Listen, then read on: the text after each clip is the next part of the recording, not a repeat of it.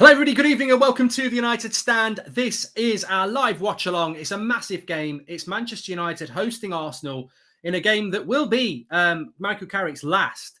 Ralf Rangnick will be doing his live press conference tomorrow at 9 a.m. It's an early start and we will be reacting to that with you. But tonight, it is about Manchester United and Arsenal. And it is a game that we cannot afford to lose. Looking a bit bright and pale. But that's probably because I'm not very well.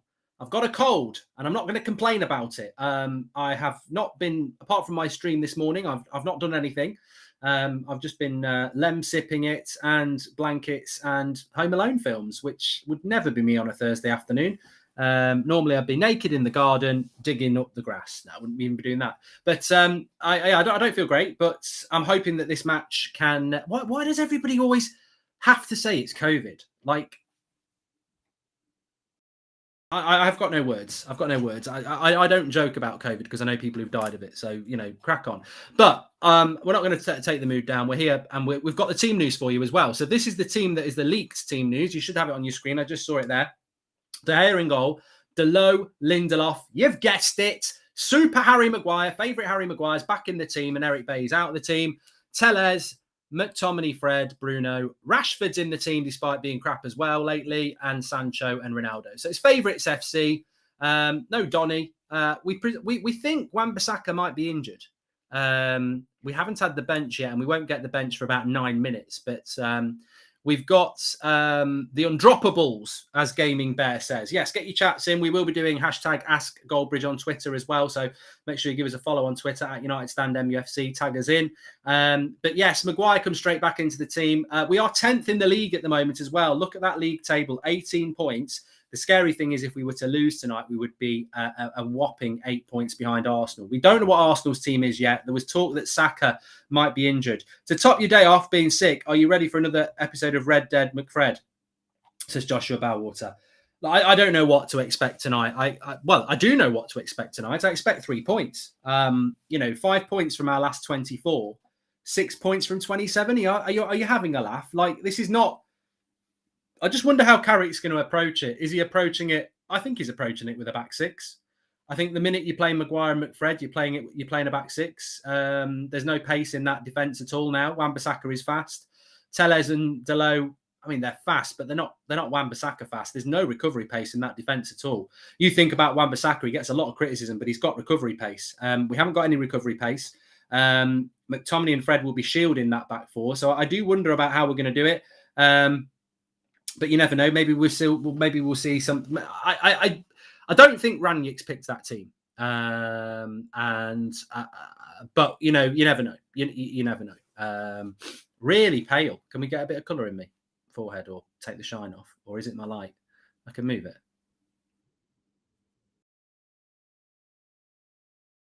Yeah. Cheers. I feel like I look. Yeah, maybe like an Oompa Loompa. Yeah, give me a tan. The magic of camera. But yes, so Maguire is expected to be starting. Look at that. No, that's too much. That's too much. Oh, come on. Oompa Loompa Dippity Day. I've got a lovely song for you today. I bet someone thought I was going to sing something else that rhymes with day, which I never would do. Perfection. That's perfect. That's perfect. There we go. That's good. I'm happy with that. Right. Pathetic McFred again. We've got a couple of super chats coming in. Joshua, thank you for yours. You're a trooper, Mark. Been buzzy for this watch along all day, says Nick97. I've got to be honest, at 5 o'clock today, I was like, I didn't know whether I was going to make it. Not in a death way, in a like, I was like, oh, can I do through a watch along? But I am massively excited about the game as well. So I think that's just going to get me through. And Lemsip. We're not sponsored by Lemsip today, but we may as well be. Actually, it's not even Lemsip I'm using. It's the Tesco one. Mark, I just don't understand this lineup, says Sharath Kamath Fitness. Welcome back. He says, Bailly, we blame him a lot for injuries, but I challenge anyone. He's a top 5 defender in the league on ability. And yeah, what else have we got? I'm using the wrong mouse here. Got 2 laptops on the go. It is on Amazon Prime, you see, so I've got a laptop just for that. Mark, how do you feel about the young boys game, travelling from Ireland to it next week? I mean, I'm interested in the Palace game because we know that Rangnick's got his visa now. Obviously, we didn't know that for definite when I was live this morning. It sort of came out a little bit after that. So Rangnick has his visa now, and he'll be doing his press conference tomorrow morning, which I'm very much looking forward to. It's a 9 a.m. press conference. We're very lucky, actually, because normally when we play Thursday and then on a Sunday, if you think back to the Europa League days, there is no press conference on the Friday because everyone's got the day off. So they sort of do it after the game tonight. But because Rangnick's not involved tonight, he's like 9 o'clock tomorrow morning. I'm doing a press conference. So yeah, we will move very quickly from this result into Rangnick's era, which is why I'm hoping we can win. When is Varane back? Also, do you remember me bantering? Do you remember bantering Nice's Tyler Jones? I've bantered so many people. You're just on a long list of victims, really, Tyler. But thanks for the super chat. Are you excited for Rangnick's press conference? I think I've just confirmed that, Connor. I am. And Michael Fetty says, Carrick staying on as coach is like mum telling you that you need to take your younger brother on your date. No, that's not bad. That's not bad, Michael Fetty. That is not bad. Yes. But look, I hope it's enough tonight, but that's Favourites FC. Hope it's enough. I'm going to tweet that, actually. I just need to move this thing out of the way. But what is your thoughts on the team? It is a league team, but we suspect it is the real team.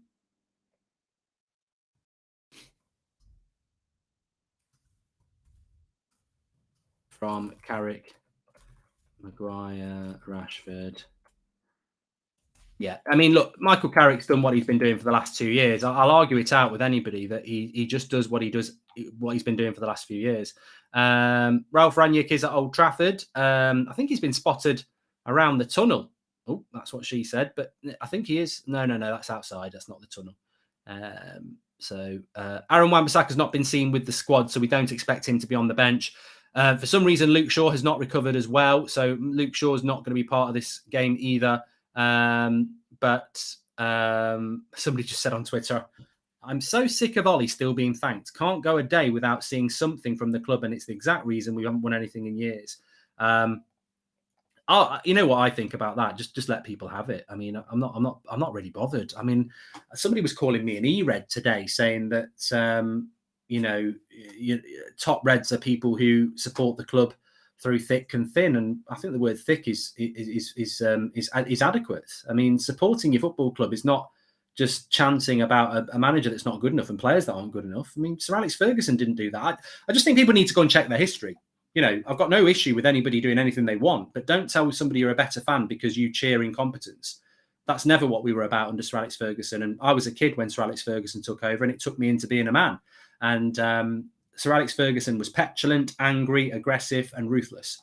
And basically that's what a lot of fans are like because of that. So no, I'm not going to sit here and cheer players that aren't good enough. I'm not going to sit here and applaud managers that aren't good enough because there's standards at this football club. And those players and managers are in a privileged position. You've got no right to put that shirt on. You put it on because you're good enough. And I refuse to let those standards drop. Now, if somebody else is like, I don't really care, I just support the team no matter what, that's up to you. But don't tell me how to do it. Zayn Miasi's laughing already. That's not a good sign. He is an Arsenal fan. Let's see how long he's with us tonight. You'll be able to tell what the score is by how much Zayn spends on Super Chats tonight, because if he spends big, that means we're in trouble. So hopefully Zayn won't be spending anything on Super Chats tonight. Might be too early in the show to discuss, but I think it's a shame Greenwood has been sort of shoehorned into a winger as he looked really promising when he first came, says Nick. I think Greenwood, it's interesting with Greenwood because he was part of the team under Ollie. Under Carrick, he's not got a look in. This feels special, Mark. Come on, United, says Parker. And I'm so happy for Sancho. I think he will get better and better. He just needs someone to remove his handcuffs. Yeah, thank you. Right, I will be blowing my nose a lot today. I'm sorry. It's running like my nose won't stop running. In fact, we should put it on the left wing because that's been Rashford's problem recently. Hopefully he'll be like my nose and he won't stop running. Welcome by first kid today, a new member of the United Stand, still watching United Stand from the hospital. Come on, United, says K Flow. Oh, welcome's first kid today. Well, Kay, thank you very much for becoming a member of the United Stand, if you are. But more importantly, congratulations. What fantastic news. And look, let's hope the first day of that little United fans' time on this planet will be with Manchester United winning a game. Member for 3 months, rest up, build up, says Crimbo Jumper. Ralph's head on Wreck It Ralph from the movie. Then the slogan, Wreck the Halls. Top show as usual. Thanks to great, consistent content. Thank you very much, mates. Thank you very much for that. So we're a minute away from the official team news, but that is the leaked team We expect this to be true because Wan-Bissaka is not there. Luke Shaw is not there, hence Delo and Tellez. Maguire's come back into the team for Eric Bailly. I totally disagree with it. I really disagree with it. But, hopefully Maguire... I mean, look, again, it's an opportunity for Maguire and McTominay and Rashford to impress the fans and impress the new manager. And if you're Eric Bailly, if you are Jesse Lingard, if you are Donny van der Beek, if you are Anthony Martial and others, you must be sat there, Mason Greenwood, thinking, bloody hell. Like, I mean, when they've had more chances than a cat. I mean, that's lives, actually. Boston, thank you very much for becoming a member. Goldbridge, get well soon, mate, says Jordan Reid. Ask Goldbridge, would you sell Ronaldo for Haaland? No, I wouldn't. I don't know whether anyone else would. Did you see the cringe TikTok? Robbie did. We have to win after that, says Aram. Don't know anyone called Robbie. I don't know who he's talking about. A eucalyptus steam will go do you a world of good, says Kia. I wish I knew what it was. And heading over from Ireland to the Palace match for my 29th birthday this weekend. Hopefully a big performance and result for Wreck-It Ralph's first match, says Manus. Yeah, can't wait for that one. And I hope we put in a top performance. In Arsenal hands have been way too loud. Seen some predictions of 4-0 to them, says Amit. And if we haven't got Ralph in time for this match, is there any changes to that lineup you would have seen him make? I think that's very interesting, actually. We've just got the official team news coming in now, so we'll be able to confirm what the team is and the bench. But we do... It is the same. It is the team that we've had for 10 minutes. I am quite interested to see what the bench is, because I imagine the bench will maybe have someone like Amad Diallo on it, or maybe not. So it is the team that we've gone with: De Gea, Lindelof, Maguire, Delo, and Tellez. I mean, that back four worries me. I've got to say that back four worries me, and it's out of, apart from Eric Bailly, it's out of choice, not design. You've got to. You've got to pick Delo and Wan-Bissaka in this game. But the bench is Henderson, Bailly, Jones, Lingard, Mata, Van der Beek, Amad, Greenwood, Martial. So, yeah, Amad is on the bench as predicted, because we don't actually have that amazing amount of depth, do they? And, of course, Matic picked up an injury as well. So, no Matic for this game as well. So, I mean, Van der Beek's pretty much the only midfielder we've got if we have any problems in midfield. So it's going to be very, very interesting. Let me just give you the Arsenal team. I am going to talk to you about what, if Rangnick had been in charge, do I think he would have made any changes? Because, yes, I do. We will never know, but I think he would have done.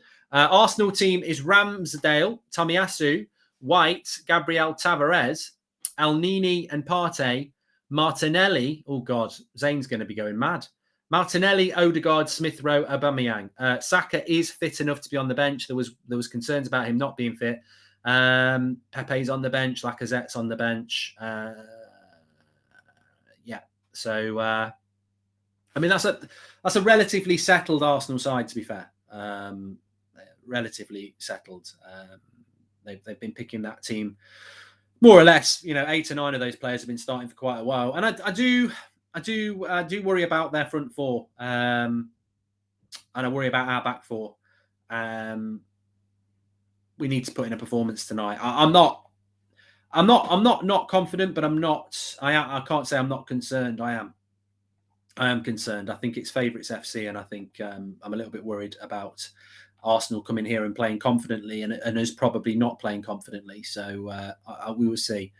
We'll see what happens with it. But I'm going to stick with a win by 1 goal for United. Hi, Mark. I've had this weird feeling that the club took their time on Rangnick because they wanted him to have an easy run of games to get settled, says Juiced. And a massive game today. Come on, you Gunners, says Alex. I disagree with that, because I think you need to not lose this game today. Boil some water in a pot, drop a few drops of eucalyptus and breathe it in. It will open you up like a flower in spring. I thought he was going to say something else there, Kia, but thank you very much. Rangnick should buy your nose and play as a DM since he won't stop running, says Faisal. And do you think Mason will have a spot in Ralph's team, says Parker? Well, I'm just about to come on to that now. Hi, Mark. I've had this week. We've done that one, haven't we? Not happy with the team, says Sean Turner, but silver lining, Carrick's last game and hopefully the end of McFred. And we can actually kick on after this game. That's from Sean Turner. I can already see the camera panning to Ralph mid-game and him looking utterly impressed with Magaluf and McFred. Disgusting team selection by Carrick. Let's just hope it's enough, Julian. Like Sean said, it's the last game of Carrick. You know what? Actually, I just wanted to say that I don't think that this team is necessarily it's not the personnel. It's not necessarily the personnel that's the problem. The camera should show Donny smiling on the bench as Justin. It's not necessarily the personnel that's the problem. It's the style of play. I think our first match under Rangnick, we might struggle a little bit, new playing style, but slowly adapt and improve. And Ryan says, Mark, my best friend Will and his partner have just brought their first child into the world today. Could you give them a shout out? And please come on United, says Ryan Taylor. Shout out to Will and his partner. Congratulations. That's the second one already. Well done. Congratulations on your new arrival. How the hell is McTominay starting so much games, says Daniel. Well, he's man of the match at the weekend, apparently. Well, Sky gave him man of the match. So there you go. But yeah, what I was going to say there is people were saying, people were saying, do you think Rangnick would have picked a different team? I personally think the team under Rangnick would have been Eric Bailly. I think he would have played Eric Bailly. Now, he might have played Bailly and Maguire, but I think he would have picked Eric Bailly because I think he would have rewarded the performance that he put in. Basically, Michael Carrick is a hypocrite in a sense because he's dropped Bruno for poor performances. He's dropped Ronaldo, and then he brings Harry Maguire back into a defence that was actually performing well. You know, we demand a clean sheet tonight because we have to get a clean sheet because he's messed about with his defence that played well. Mark, why are they putting up a flag for Ollie when he's basically still coaching the team? Ollie Ball with McFred is still very much alive until tomorrow. Well, on that, Nate, I actually hope to disagree with you on there. I actually think it would be rather silly on the part of Michael Carrick to play part of the bus football when he knows tomorrow they're going to play in a different way. I think there has to be a responsibility on Carrick to go on the front foot. I mean, maybe not all of the game, but I think we have got to press because we know from Sunday we're going to be a pressing team. So we've got to press today. You know, there was an attempt to do it against Chelsea. We've got to press today. I think there is a demand to do that, and hopefully we'll do that. And that's why what changes do you think Rangnick would have made to that team if he'd been coaching the team all week? Because I personally think he would have played Eric Bailly. I also think that he would have played Donny van der Beek in the midfield. I think he would have played Fred, Donny and Bruno because the press would have been better. And I don't think he would have played Rashford. I think he would have played Sancho, Ronaldo, and off the left, I think he might have played Martial or Lingard. So, but we'll never know. We'll never know. Come on, you Gunners, says Zayn Miassi. Martinelli, Smith Rowe, and Norwegian. Zidane, Gabriel, after being robbed, will keep Ronaldo quiet, says Zayn Miassi. This game is still massive for me. I remember Wenger Ferguson, says Nick. Keown Van Nistelrooy, massively important game today as well. Yeah, we've got to be up for it, Nick. They're 5 points ahead of us. I mean, they're in a position where if we were going to the Emirates and we didn't have a good squad as them and that we were 5 points ahead of them, I'd be like, you know, even if we draw, it's a good result. This lineup proves Ollie wasn't the problem. I hope Maguire and McTominay are dropped until they up their game. Ralph going to make Carrick his water boy, says Venkat.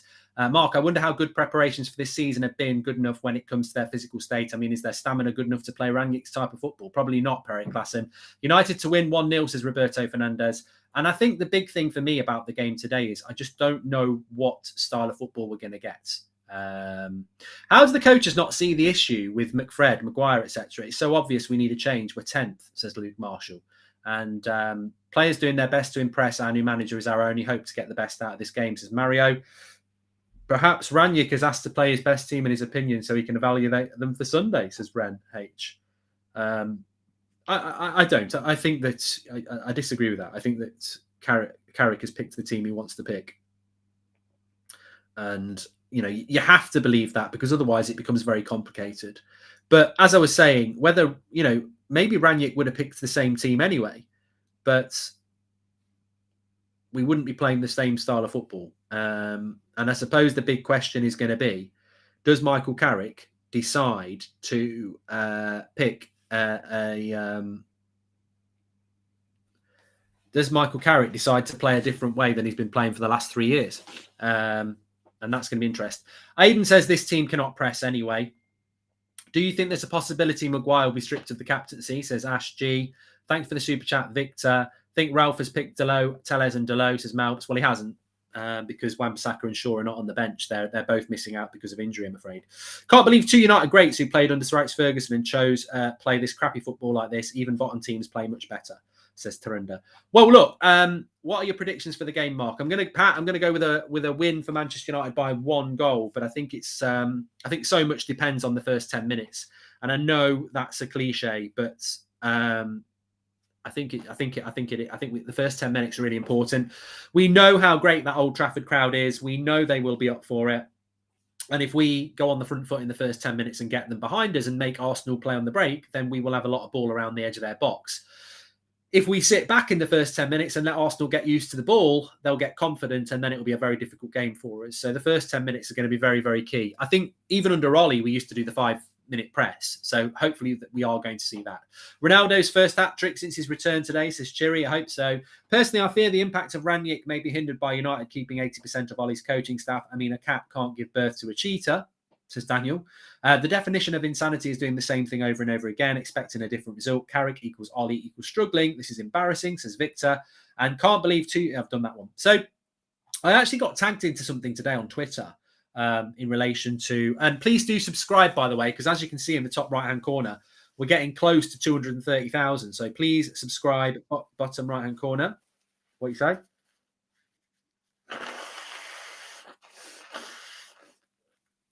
Official team news has been out, Diesel, for the last 10 minutes. That is the official team news. Ask Goldbridge, how much time do you think this bunch of players will take to adapt to Ralph's Gegan press? I mean, mate, somebody's already spoken about it before. It's the fitness levels of the players, isn't it? It's the fitness levels of the players and how quick they can adapt. But let me not forget what I was talking about. I got tagged into something today where somebody on Twitter had actually taken the time to clip up McTominay over the last 2 or 3 games. And what I would say, first of all, is that they didn't have a couple of good things that I remember him doing. So it was very focused on the bad things he's done. That was what the whole clip was about. But what did strike me, especially, there was 4 or 5 clips against Chelsea where he picks the ball up and, there's 2 or 3 passes forwards and he looks up and passes backwards. And that has to change. That has to change. I think Fred, to his credit, actually has started to try passing forward more. And I think that's why in the last couple of games he's been better. McTominay tonight cannot be, Ralf Rangnick's there watching this game today. If McTominay wants any future at Man United, Ralf Rangnick's analysing this game and he's got to pass forward. Like, he's very fortunate to be starting. Like Harry Maguire is very fortunate to be starting as well, but they are starting, so they better impress. Because if Rangnick's been watching other games, he'll know what we know. That there's a few players in that team that are very... I mean, look, I'm not just going to go in on the 2 M&M. It's not just Maguire and McTominay. I think Rashford's been very, very poor recently as well. He's well overdue a good game. And he's got to work hard today, Rashford, especially with Telles behind him. Jadon Sancho will put the work in and Delo will need that work. But Rashford's got to put the work in this game. If we think we're just going to play... attacking football against Arsenal for 90 minutes, we could get really done. And look, I would never put Arsenal in the same category as Liverpool, but they are more than capable of putting 2 or 3 goals past us if we play poorly. Lineup should be picked on merit. Why is Maguire playing? Says AJ. Captain favourite, isn't he? Captain favourite. Delo will cause United a lot of problems. Don't rate him, to be honest, says James. I do worry about the back 4 a lot, which is why I think we're going to play quite deep. I don't see how... And I hope I'm going to be wrong on this, but I don't see, and I don't know what you think, I don't see how we're going to press with a back 4 that's got no pace in it. To me, that looks like Ollie ball of the last 2 years, of which Carrick has coached.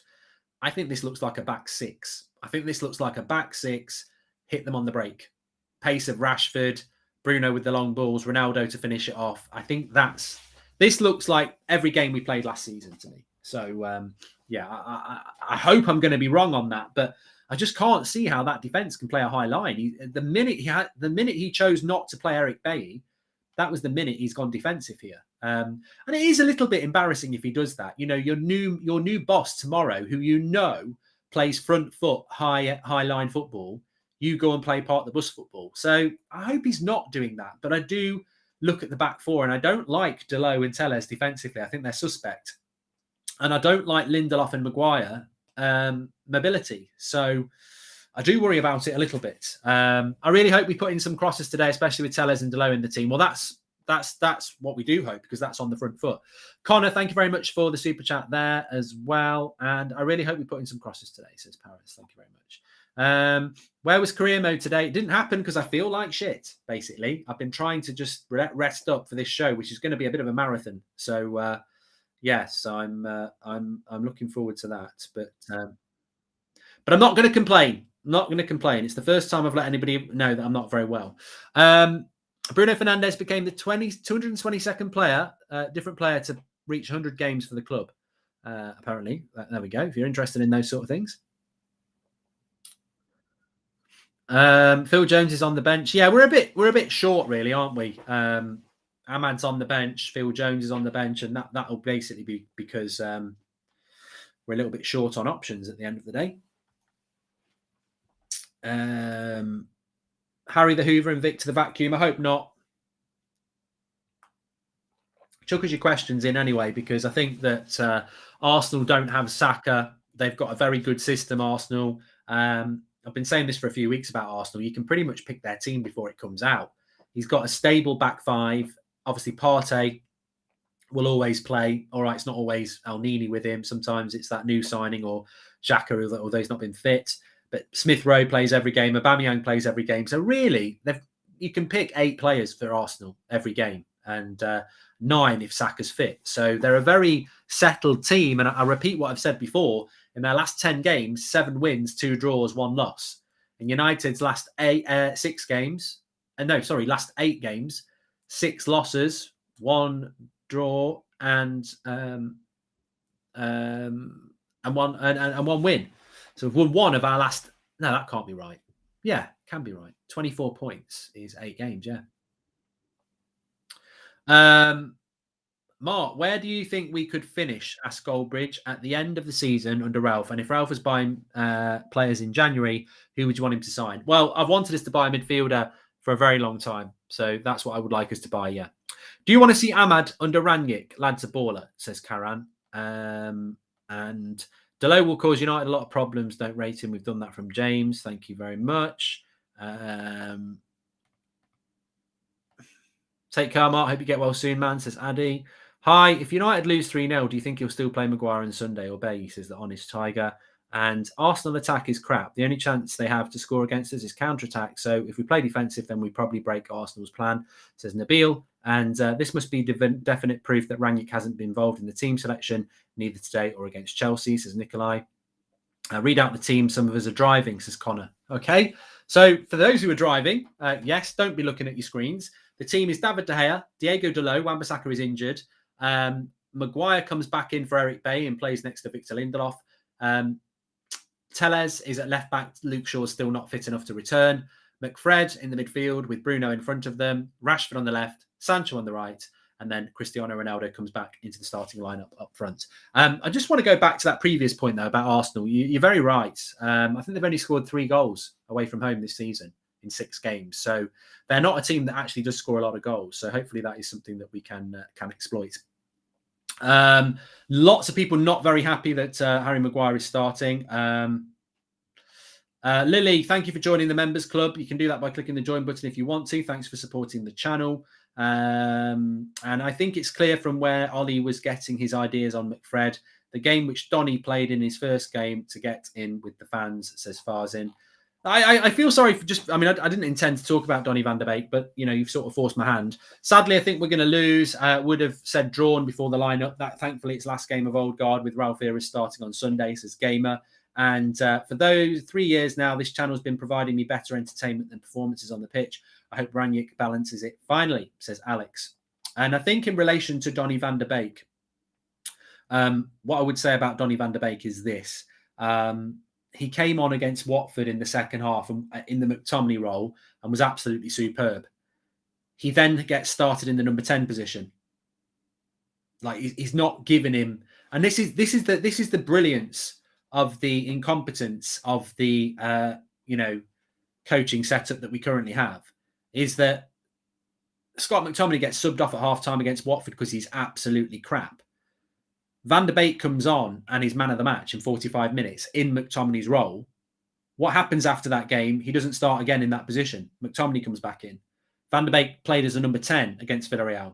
And the obvious thing is he should be playing exactly where he played against Watford, next to Fred. But it won't happen. And I don't think Fred actually played against Watford. I think it was Matic. But we've never really seen Van der Beek and Fred. I can't remember Van der Beek and Fred playing together for over a year. I think they played together a couple of games around this time last year, and they did okay. But yeah, the obvious midfield for me is Van der Beek and Fred. But Carrick, Harry's back in. Eric Bay did well, but it's a decision I had to make, says... yeah, I mean, that is just brilliant from Carrick, right? What did he say on Sunday? It's not even a big deal to drop Ronaldo. You know, different games, different fitnesses, different strategies. 4 days later, Harry's back, so I dropped Eric Bay. It's a decision I had to make, you know. Maguire's last game as captain, thank God. What do you think of Sporting Lisbon's CDM Paulina? I think he's very good, Jim. I don't know whether he'd fit into a Rangnick system, but he is good. Mark, how can you be sure the new manager won't be starting McFred? Maybe he'll feel that he can prove them. Also, not certain he will play Donny. No, Mark, don't put words into my mouth. I didn't say that. I literally said about 20 minutes ago, it might not be a change of personnel under Rangnick, but it will be a change of style. Like McTominay and Fred in this system are useless. But you know, in a manager that's going to push them higher up the pitch and make them pass forward, and if they don't pass forward, they're going to get dropped. They will be different players. I mean, you're right. He might still pick them. Come on, Mark. Now we can start the positive way, says Thomas. And for me, both Bay and Donny should have started. Donny for McTominay and Bay for Maguire. Both Maguire and McTominay don't deserve to start for me, says Vinay. But no, I think that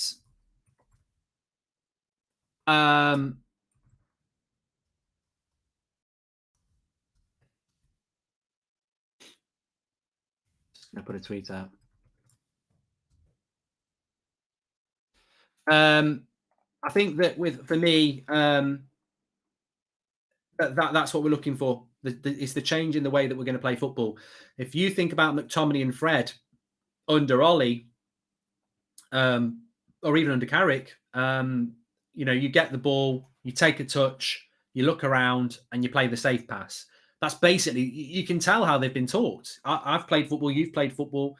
You get dictated to by your coach. The tempo in which you play, you get, you know, I've played for managers who are like, hit it long ball. I've played for managers who are like, keep the ball, look for the forward pass. I've also played with managers who are like, you know, if you've got the ball, they can't get the ball. So, you know, always play the safe pass. And I think that's what United have done under Ollie, certainly for the last 12 months. McTominay and Fred have definitely been told, take a touch, play the simple pass. Don't play the risky pass. Let Bruno do that. So, you know, under Rangnick, that will not be. He doesn't want sideways passing, let alone backwards passing. So, you know, he could well pick them both. I would not make that mistake if I was you. I wouldn't be there going, this is the last time Maguire's going to be captain. This is the last time we're going to see McFred start. No, you know, maybe not. But it's the last time we're going to see them playing like they have done for the last year or so. Alan Shearer just said it's an attacking lineup, says Martial FC. Yeah, but you know what? I don't listen to these pundits who are not Man United fans. I mean, even some of our ex-players don't seem to watch every United game, but old Alan's not watching every United game. Despicable how the coaching staff will drop Ronaldo and Bruno, but reward Maguire after he threw his toys out the pram against Watford. Not my captain, says Mr. Pitt. Lots of bad feeling towards Harry Maguire. I mean, to be honest with you, I hope he scores tonight. Just don't put your hands in your ears. I wonder if Rangnick has spoke to the players despite Carrick is the manager. I feel Rangnick's had a team talk with these players. Well, we'll know about that, Arjun, as soon as they kick off. If Ollie played Donny regularly to this point, you'd have a world-class meter. Just play him, says Harry. And thank you very much for the super chats that are coming in. You can do that through the $ if you want to. Please do subscribe, bottom right-hand corner, though. We're trying to get up to 230,000 tonight, so you can see in the top right-hand corner. Rory Kelly says, I've just had my curry delivered and I couldn't help but think the geezer who delivered my curry would do a better job in midfield than Fred. Oh, Rory, you're going to get pouters for that. Because Fred's actually not doing too bad at the moment. Carrick is obsessed with McMayo because Sir Alex Ferguson rated him, says Jack Barrett. And Wayne Grant says, I think we will win 2-1. And thank you for all the great content you do, says Wayne. Thanks for the appreciation. I don't want to keep mentioning it, but I am not very well. So, you know, there we go. But I'm not going to talk about it. No. Thanks for the mods. McFred just need to do the easy thing and give the ball to players that can actually pick a pass and play football, says Sean Turner. Yeah, but you're wrong, Sean, for once. I think you do talk a lot of sense, but you're wrong. Under this regime, that will not be good enough. You can't just play the easy pass under Rangnick. You've got to play the forward pass. So there we go. And Carrick on Wan-Bissaka. Hudson-Odoi stood on his hand. He's in a bit of pain. It was touch and go, but he didn't make it today. Oh, what? You don't not play football because you've got a poorly hand. I'm doing a watch along with God knows what. You know, it could be a cold. It could be bloody what's in on Megatron or whatever it's called. You know, Wan-Bissaka's not playing because he's got a bloody bad hand. I've had plenty of bad hands at poker. I still keep playing. You know, you've got to keep going, mate. You've got to keep going. Gary Lineker, all I can think about is broken wrist. Gary Lineker. Don't know how he got the broken wrist. All I'll say is it was the World Cup 86. He probably had a lot of spare time on his hands. But he literally had a lot on his hands. But the reality is he played with a broken wrist as a striker. Like, I suppose the problem with Wan-Bissaka is he spends so much time on the floor, he does need his hands to get up. Imagine if Wan-Bissaka slid over and he's, I can't get up, I've got a bad hand. And he's just rolling around on the floor. I am sick to death by this coaching staff. Donny on the bench again when he's had decent games recently. It makes me angry, says Mo. Not much longer to go, Mo. Thanks, Teddy. And you predicted that we'll be 10 points off top by Christmas. How far we will be by the end of the season, says Spandon. Yeah, I didn't expect us to be 10 points off the top. I mean, how many points are we off the top now? Because are we 15? I think we're 15, aren't we? Or yeah, I think we're 15 at the moment with the game in hand. So, I mean, that's appalling, you know. Last time we saw Delo, it was against Villarreal, and he had a bit of a nightmare. Expect Arsenal to put pressure on him today. Hope he's ready, says Tyler. I like Delo. I hope he has a good game. Evra says he's perplexed by the Rangnick appointment and thinks players are to blame for Ollie going, says Treble Champ.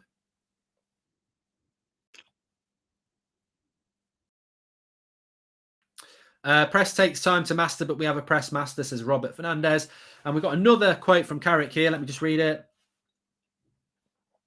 Harry Maguire is the captain of the club and a terrific player and a big part of the squad. Eric did well the other day. He's fine with the reason for it. You want those left out to be disappointed. It's natural. Contradiction. Carrick, the contradiction. I mean, he's literally contradicted himself in the space of two sentences. He's fine with the reason for being dropped. You want them to be disappointed. It's natural. So he's not fine, is he? Bloody hell. You've done it in the same bloody paragraph, you prat. He's literally contradicted himself from one sentence to the other. He is fine with the reason for being dropped. You want them to be disappointed when they've been dropped. And that's basically what he's just said. But, you know, on Harry Maguire, I'm not surprised. I quote tweeted Alex this afternoon and said, a lot of people were saying that Harry Maguire shouldn't come back into this team. I said 100% he's going to start, which is why I've been quite low-key, you know, chilled about it, really. I fully expected him to start, and lo and behold, he has started. So, yeah, I'm not massively surprised about it. But I do agree with those people who are saying that he shouldn't be starting. Honestly, have no idea what to expect, says Lil. It does feel a little bit like one of those games. Harry Kane these days reminds me of prime Andy Carroll, says Abhishek. And Lee says, never really rated Delay, but he's got a big opportunity tonight. Well, he's in that whole there's nobody else category, to be absolutely frank, to be Thomas Frank. Mark, get some Jamaican ginger tea and probably some vitamins. Get well soon, says Keem. Yeah, that's a good idea. Thank you very much for that. Always appreciated. But no, let me just speak about that for a moment, because there is a lot of people talking in the chat about Harry Maguire starting, and I've got to say they're not wrong. Whilst I expected him, Spurs are winning 1-0 by the way, whilst I expected him to start today, I totally agree with those people who say he shouldn't. If you think about Harry Maguire's recent performances, right, and I don't want to scare people before the game, this is not about people saying, I don't think this is, there will be some people out there. We see it with Pogba. There is an agenda. I have an agenda against no player. I just think some players are better than others and deserve chances more than others. But if you look at Harry Maguire, there will be some people who have an agenda. But let's go back to the international break where he was injured. He had one training session and he played against Leicester. He cost us the game against Leicester. He did. He cost us the game against Leicester. He was absolutely terrible. Delo and Telles start attacking fullbacks. Some Rangnick influence, perhaps. No, Arad. Both our first choice fullbacks are injured, so I don't think you can read too much into that, although I hope they do attack. Mark, Doncaster Rovers are linked to bringing in Steve Bruce as manager. I need some therapy to cure the upcoming depression, says Coaster. Maguire against Leicester cost us the game. The next game was Liverpool. He was absolutely crap. Lineker played on when he crapped his pants as well in World Cup 90. He says, you know what? It's such a shame Gary Lineker didn't play in the 94 World Cup because, he liked hat-tricks and who know what he would have served up there. And in World Cup 1986, he played with a broken wrist. In 1990, he shit himself. What would he have done in 94? The mind boggles, The mind boggles. Running around, I don't know. It's an 8:15 kickoff, yes, so we're about half an hour away. But yeah, Harry Maguire, terrible against Leicester, terrible against Liverpool. All right, he did okay against Spurs, but they were dreadful. The next game after that was City. Didn't play particularly well in that. Was awful against Atalanta as well. Eric Bailly helped him out loads of times. And then Watford, he gets himself sent off in a 4-1 loss. So, if you can't be dropped for those performances, then you're never going to get dropped. And that's why I quote tweeted Alex earlier and said he ain't going to get dropped because he's literally undroppable. And that's why we better hope he has a good game today because he absolutely is. If Varane's fit, I'd say he's our fourth choice centre-back. He's not as bad as Phil Jones. It's not that bad. But on form, he's below Lindelof and Bailly, and he would be way below Varane. And yet he starts, and yet he's got the captain's armband. And there's not a lot of confidence in him. Can't wait to see Scott not starting, says Caton. You know what? With McTominay, I think he actually will keep on starting, to be fair. Please subscribe, by the way, bottom right-hand corner. I'm just going to put a tweet out.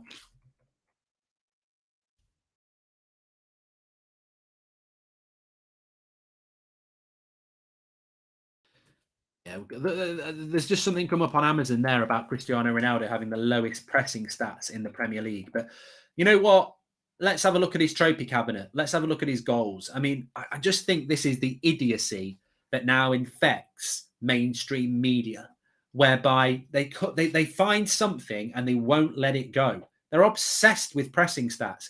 Ronaldo doesn't press. United don't press. We're not a pressing team.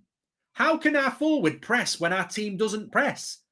We're literally not a pressing team. We park the bus and hit on the brake. That's the opposite of pressing. So, and also we're in the Champions League because of Cristiano Ronaldo. So their obsession they're like a dog with a bone. They won't let it go. I worry a bit about Dalot in a back four system. I think he's much better in a back five. I agree with you, Vinay, and I also think Tellez is as well. Very good point.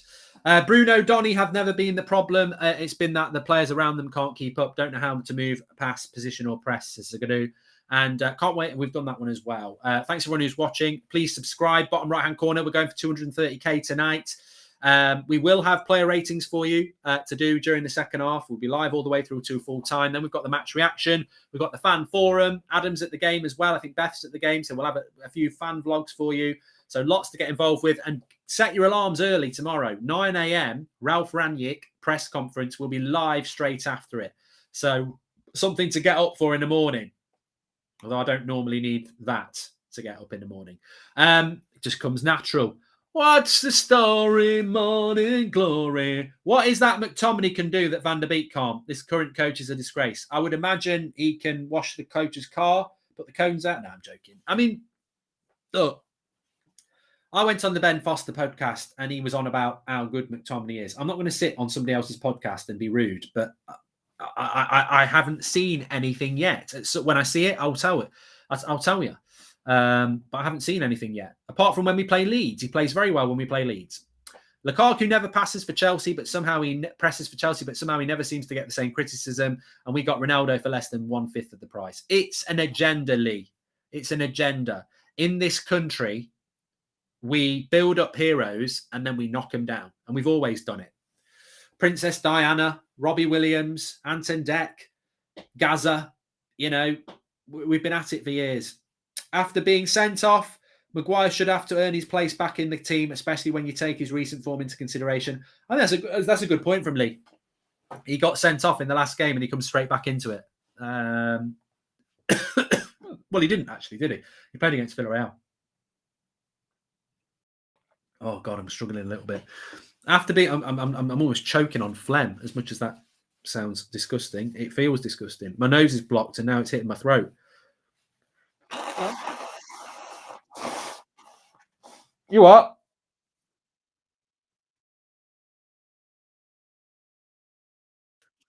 I feel like I'm dying, but I'm not going to complain about it because I don't like them people who when they're ill, just keep constantly going on about it. And I think, you know, to be sexist, men tend to be the worst because there is something called man flu, which is probably what I've got. But I don't like to be one of them people who just go on about it because I know it's just really annoying. Yeah, if you see me blow my nose, it's because I don't feel great, but I don't want to go on about it too much. After being sensitive, I've done that one. Make sure you smash a like on the video. We nearly got 5,000 likes, which is great. Look, I think as soon as we get to kick off, I'm going to feel a lot better. To be honest with you, and I was saying it to Ryan though. It's absolutely typical because all through the last 18 months, you know, we've had COVID in the house. You know, COVID's been all around the world, and you know, when I get a cold, it's always like this. If you think back to United stand watchalongs over the last few years, I'd normally get this a couple of times a year, but for the last 18 months, I've not had anything. And then I was saying to the lads today that, you know, normally Thursday night's my night off. You know, it's normally Adam and the fan forum. So I would have been able to have an early night tonight and I'd be fine. And what? Thursday night football. Well, hey. But I'm looking forward to it. Can't wait to see some players are actually capable of with proper coaching. Fred, McTominay, Ahmad, even Rashford and Greenwood with proper coaching. And I think that's the positive thing, Kieran Byrne. I think this is a really weird game for us tonight because we know from tomorrow, look, the excited exuberance that we have for Ralf Rangnick is absolutely spot on because tomorrow we're going to get a manager that wants to press high up the pitch, pass forward and create lots of chances. That is amazing. Like we've not had that for the last 6 years. So we know that kicks in tomorrow, but we're worried about what kicks in tonight because we could be 8 points behind Arsenal. And look, you know, if somebody said to me, I'll be honest with you now, if somebody came into my ear, God, I nearly said the wrong thing there. If somebody came and spoke to me in my ear and said, this would be a huge game for us in the North London. We beat you and widen the gaps, as Alexander B. Exactly. Do you think Rashford's off-field philanthropy keeps people from criticising his performance on the field? Spandon, you know what? I thought you were going to say something that was going to irritate me. Do you think his off-field activity affects his on-field activity? Because I would have been really angry about that. I think you might be onto something there. You know, does his off-field stuff stop people having a go at him? Probably. I don't see a lot of criticism of Rashford recently. See a lot for Ronaldo. See a lot for Bruno. Don't see any for Rashford. And maybe people are scared of having, you know, saying it how it is. I mean, we're certainly not. I've always rated Rashford. He's always been one of my favourite players, but I don't think he's very good at the moment. He's got to work a lot harder. I'm tired of the favouritism, tired of Maguire, tired of Scott, says Edgar. Cannot wait until a proper manager picks the team, says Edgar. They do say that during a birth, a woman almost experiences the same amount of pain as a man does when he gets the flu. I tell you what, Jesus, if that's true, if women in childbirth go through the same as how I'm feeling now, God, my respect levels have just gone up. Because this is, you know, what I'm battling through over the next few hours is just horrible. But I'm actually joking because I've actually witnessed 3 childbirths and I wouldn't want to fancy. I wouldn't fancy that. No, it stings a bit. I wouldn't fancy that. So credit to women. I mean, I've always credited women anyway. But when it comes to the old childbirth, our job's quite easy, enjoyable actually. You know, we get the good bit, but they get the enjoyment. Especially if it's with me. But 9 months later, they get the pain. But I'm talking like this has happened with lots of women. It's only with my wife. I really hope Ralf chooses teams on basis of performance, not because of favouritism, says United Voice. Man flu is real, Mark. Some studies have shown that it has to do with testosterone in our bodies. I don't know why more extensive research hasn't been done. We need to do a next charity stream. We need to raise some money for this. Yes, Carrymore. Mark, are you going to get Levin on? We were going to get Levin on, but Levin's not back in time. So Levin's going to be on for the fan forum, Titus. But what I was going to say, you'll be on in a minute. Don't worry, because I'm going to have to take a toilet stop. The Fred has the most energy on the team. He's the only one working hard. Maybe not perfect, but will surely start. Yeah, I think Stuart's right. I think many people have highlighted Fred as a player that is going to be massively important. But look, you know, the lad from Leipzig, Header, has been mentioned. You know, that sort of a midfielder is what we want. You want to play Fred and another one. This whole slow anchor midfielder is not going to be what we need. It's not proper coaching. It's the same coaches picking their mates to play. Hopefully, Ralf is given the power to really cut out the rots as PQ. And it took me a long time to come to this. But if somebody spoke in my ear and said, Carrick is definitely going to play like he has done with Ollie for the last year, United are going to play with a back six and counter-attack. Arteta says you can have a draw now, or you can go and play like that. I'll take the draw right now. I don't know what you would do. So if we knew that Carrick was going to play the back six counter-attacking football against Arsenal tonight, would you risk it to see if we win, or would you take the point? I would take the point. And the reason I would take the point is we may well win counter-attacking, but Arteta never lost to Ollie, and this is Carrick basically is Ollie, and we can't afford to lose. So I would take a point now if I knew we were going to play the way some people think we're going to play. If we're going on the front foot, and someone told me that, I'd say, no, let's see then. I'm not taking a point. I'll gamble. But if we're going to play this, normal style of football, I'd take the point right now because we can't afford to lose. Can't afford to lose. Lots of people saying they'd risk it, but I'm thinking about Wreck-It Ralph. I'm thinking if we're 5 points behind Arsenal tomorrow, then that's very much with the run of games we've got. We could be above them by Christmas. If we're 8 points, we're not going to be above them for a long time, I'm afraid. So, yeah. Score predictions. I'm going to go 2-1 United. I'm going to stick with it. Yeah. Apparently, Samuel Luckhurst has tweeted about the banner. You never know with Luckhurst. I'm blocked by him anyway, so I've got to go on my burner account, which is the United stand. What's he said about the banner? Banner says standards. Looks like Keane and Robson are on it. Not sure who the third person is.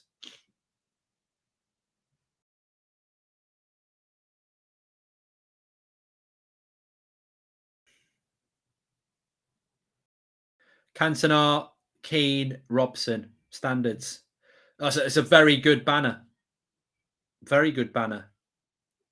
That's a banner we can all get behind, definitely. Standards, Keane, Robson, Cantona. Probably one of the best banners I've ever seen in my life. I'm going to tweet it. Let's back it.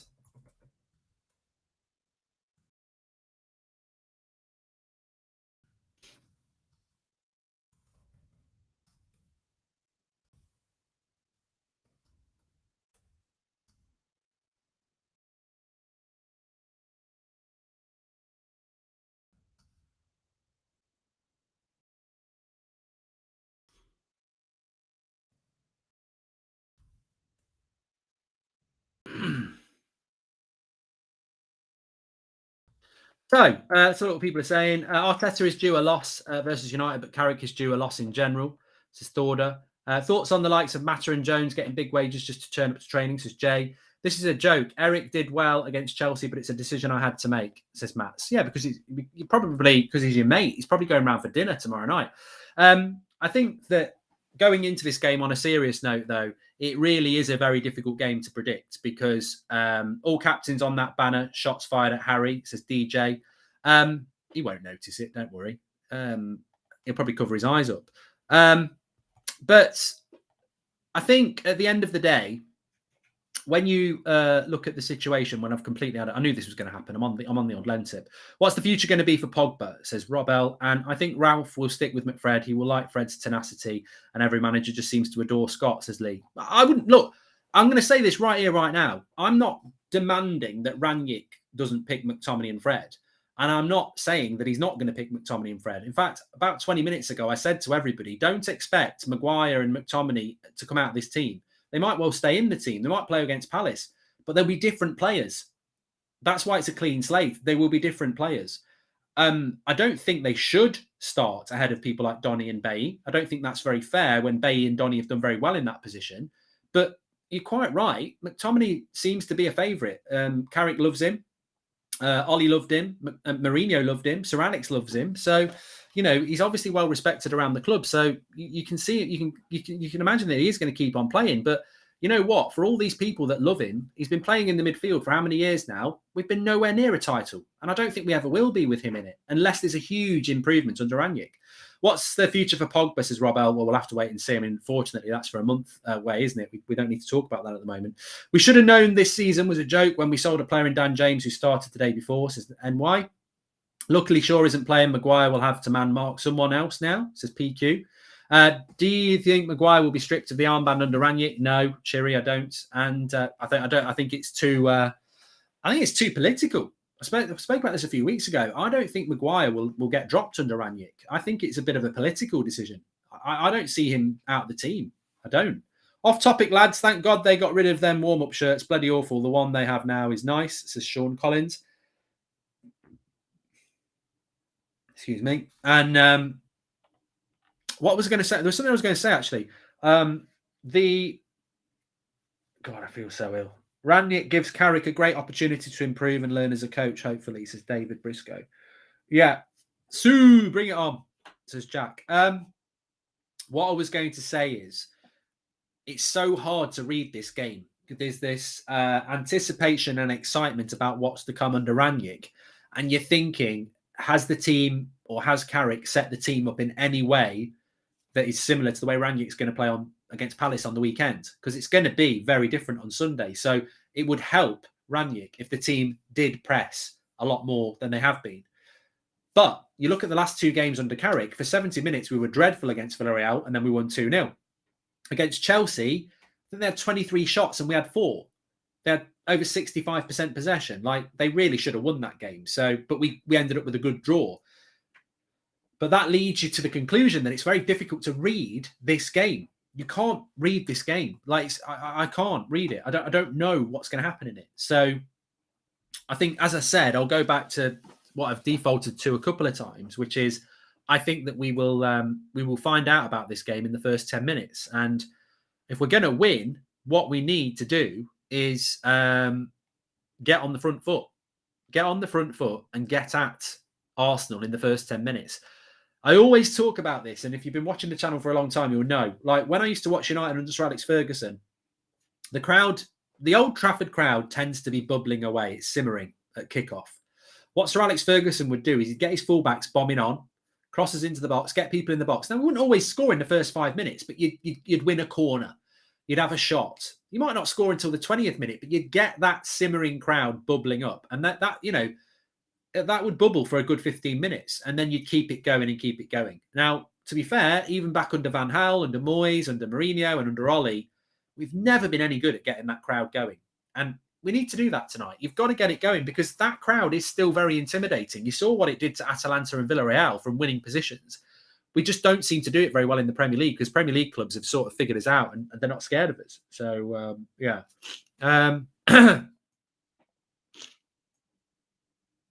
A very interesting quote here from Patrice Evra on Cristiano Ronaldo's pressing.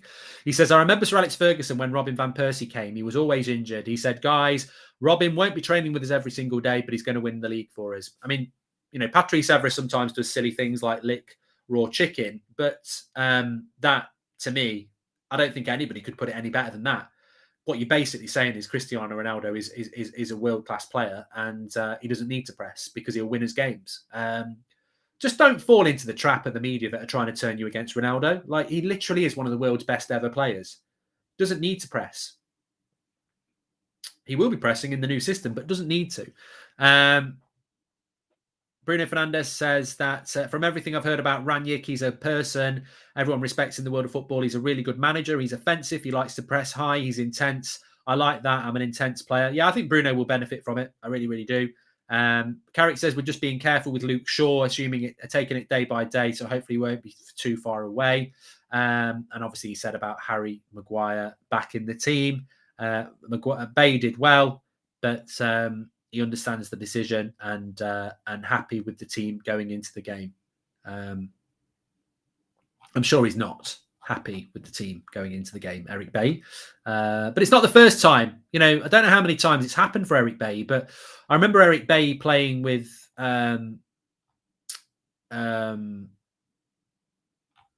what's his name? Harry Maguire again at Stamford Bridge a couple of years ago in February. And he played brilliant. He was man of the match. And everyone was like, well, that's it. It'll be Maguire and Bay now. And he got dropped for Lindelof. So this is why I knew today that Harry Maguire would play, because I've seen Eric Bay be man of the match against Chelsea and get dropped for Lindelof the next game. So he's definitely going to get dropped for Maguire. Mark, here's a $5 for soldiering on with your awful cold, our hero. Oscar, thank you. I mean, I don't even know how you know I've got a cold because I don't like to mention it. Not Not feeling great, to be honest. In fact, that gives me an excuse just to blow my nose. But I don't like to talk about it. Mark, thank you very much to Oscar anyway for the appreciation. Has your cold got any better? Carson says, I'll be praying for your health and your family's health. Thank you, Carson. Very nice of you. They all need to impress Ralf now, says Darren, Mulaney, and also if you're feeling that ill, Mark, perhaps you should rest for the night.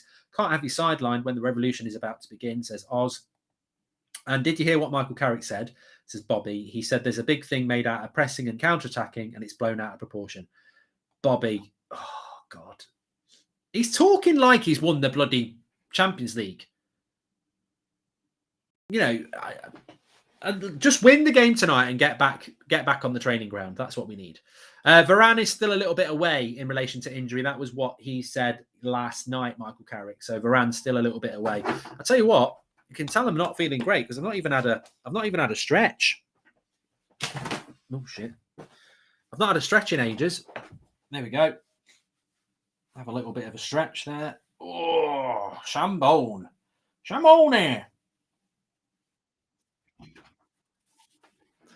Yeah, but that's because it's in the eye line. I can't help it. If people get intimidated, it's not my fault. Please do subscribe. Bottom right-hand corner. We're very close to 230,000. In fact, I'll have a quick look at where we are. We're also only 5, 7, 9 minutes away from kickoff. It's been a very long build-up to this game, and I don't know why. I think it's because I'm not well, but I don't want to talk about that. I hope you feel better soon, Mark. Let's get a win, says Matty Ross. I tell you what, it'd be so nice at 10 o'clock tonight with United win, and then, you know, you're waking up tomorrow morning to Ralf Rangnick. That doesn't mean Ralf Rangnick's in your bed. That means he's having a press conference at 9 o'clock. So, yeah, the positivity would be so good. And to be honest with you, it's not about the performance tonight, because I know from tomorrow when Rangnick's training the team, we're going to start playing better football. So I'm not worried about the performance. I'd love to have a good performance, but the performance doesn't really worry me. It's the result. I don't care how we win. I don't even know who the referee is. The referee could just, you know, take his top off and there's a United away kit there and he blasts it in the top corner in the final minute. You know, I'll celebrate that, but it's the performance. Do you like Standing on the Shoulder of Giants by Oasis? Says Go Let It Out. Yeah, it's not bad. It's not their best album, but I don't mind it. Hope you feel better. I've done that one from Matty. Even if Rangnick doesn't pick Donny, how dead will Donny's career be? Says Gertchen. Well, he'll just leave. And do you know why Rangnick was not offered longer contracts as a manager? Says Perrick Klassen, because they wanted an interim. Call it, Mark. Who scores in your 2-1 prediction? Says Dale. Sue. And luckily, Shaw isn't playing. That was from PQ. So, yeah, I'm going to go 2-1 to Manchester United. So, yeah. Right, I'm just going to pop in a Strepsil before kick-off. Big London Chopper. Thanks for the super chat. Spurs are winning 1-0. Actually, that reminds me. I'm sat here, like, game's going to kick off soon, and I haven't even got my old computer on.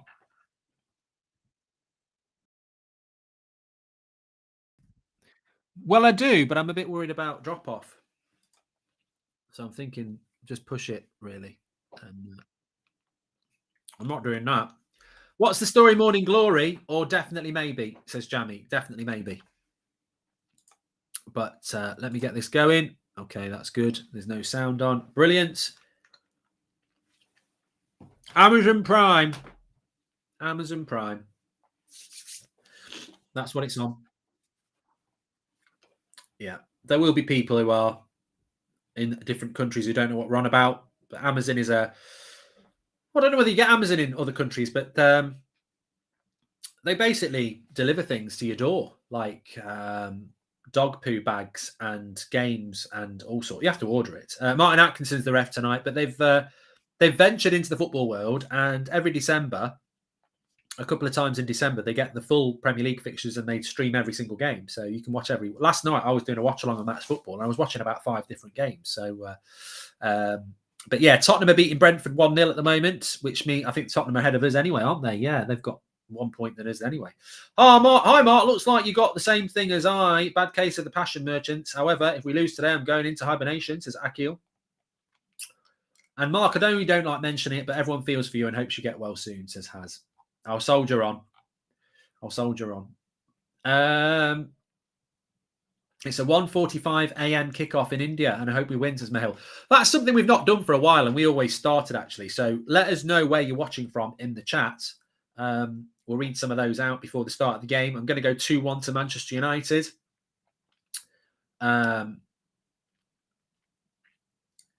It's bad weather everywhere. It's raining in India. Get well soon. From Harishkesh. Thank you very much. And Charles says, in America, we get every Premier League game. Ironic that you over there don't. Feel better, Mark, says Charles. See, the chat's mentioning my illness more than me. I've only mentioned it a couple of times. But we are 5 minutes away from the start of this game. So it's interesting. I've been reading a lot over the last few days, and I've noticed that the closer we get to the game, the more people realise that this is a game of concern. Arsenal are not a bad side. And I do feel that Arsenal probably haven't had the... I mean, to be fair, Arsenal and respect just don't go together, do they? But they haven't had the credit that they deserve, because they have been... I mean, look, they lost their first 3 games of the season. They've only lost 4. So since the first game of the season, they've been on a very good run. Like I say, 7 wins, 2 draws, and a loss at Anfield. So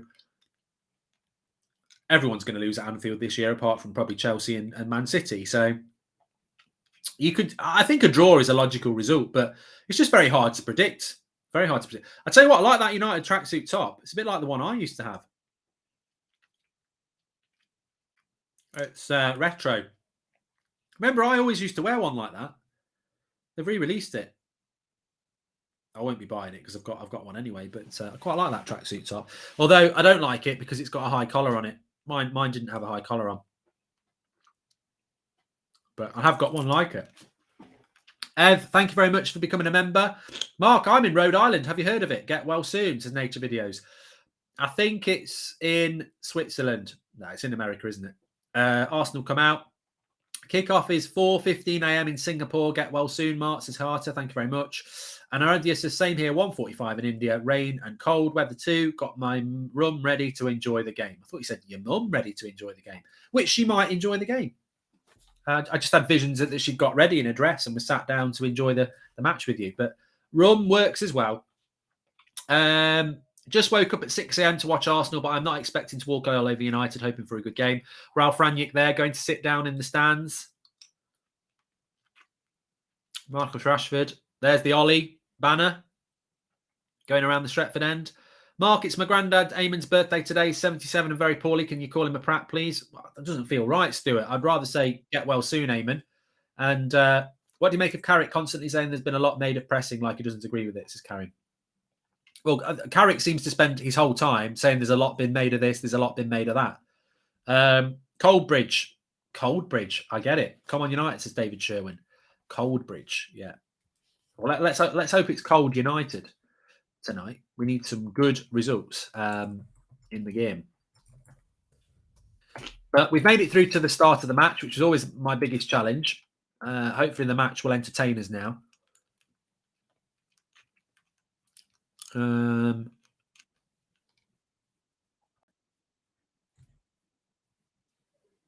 I've got the lineup. I'll tell you when it changes. Changed. It seems like it's quite close tonight.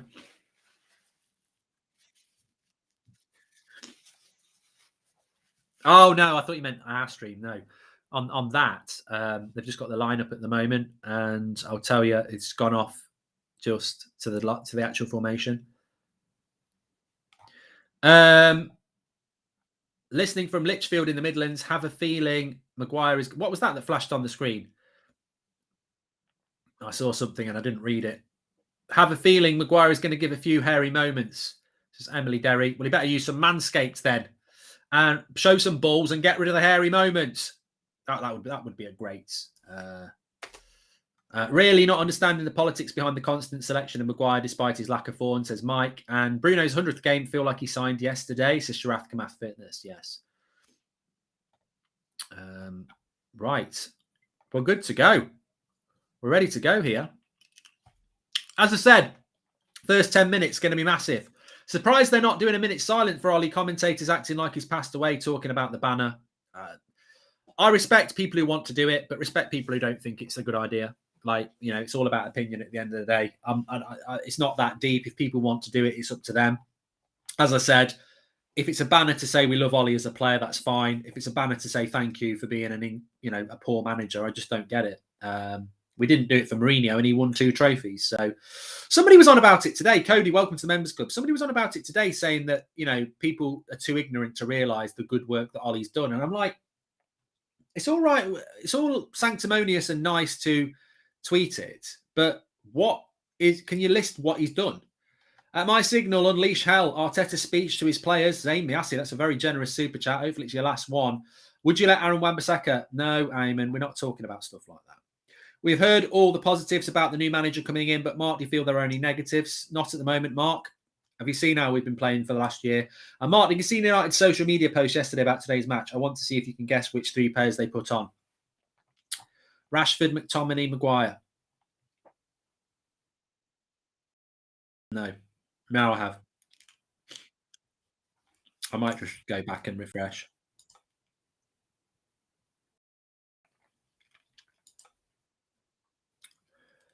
Um, 11.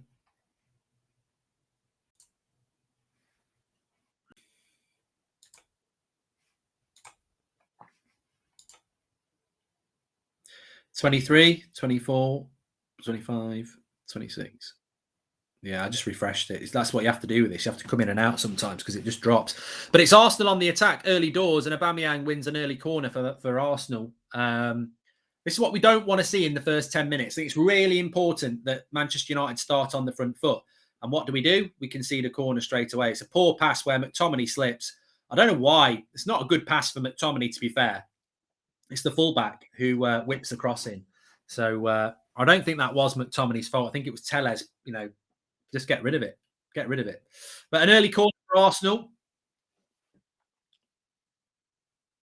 Oh, I tell you what, off the line already. Rashford off the line. Bloody shit start again. It's not quite. Rashford nearly put it in his own net.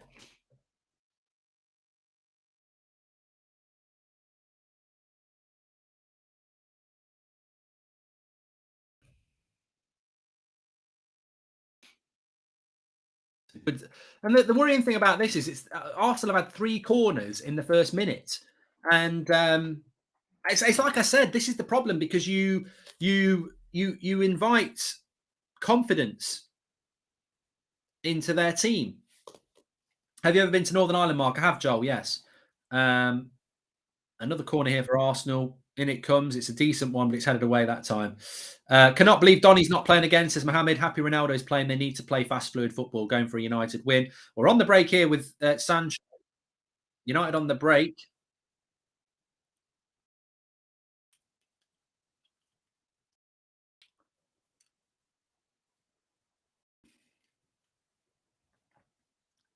What's Fred done?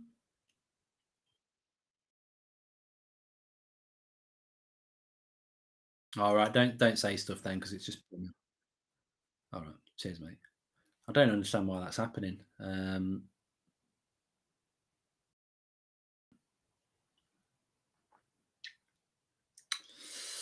Arsenal just knocking the ball around at the moment very confidently. Rashford's playing off the right at the moment. Fred had a bad touch.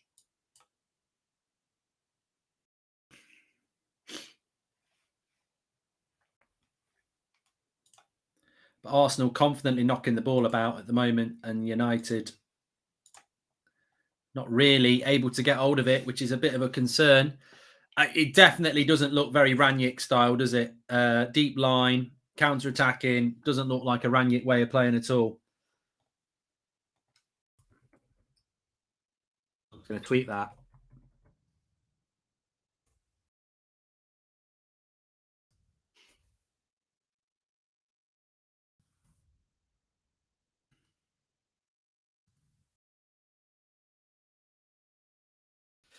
I just said there, it doesn't look to me like a Rangnick team.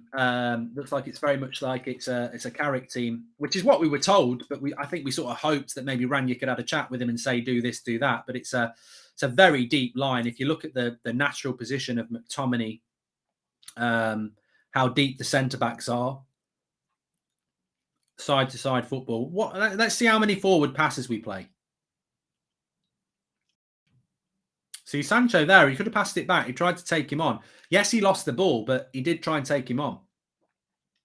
But yeah, I would say keep an eye on the backward passes. McTominay there, look, controls it and passes it backwards. I mean, I don't know whether, to be fair, I don't think there was a forward pass on, but Delo again, backwards. And Rangnick will be watching this and he'll be saying, I don't like it. I don't like it. Oh, I see another bad pass there by Telles. It's loose. Fred gets it. Mark, I know you will think this is wide up, but rub Vicks on your feet and put some socks. I've been told that before, James, actually. I'm going to try it tonight. You have to put some socks on. Arsenal smell mud, says Nobby.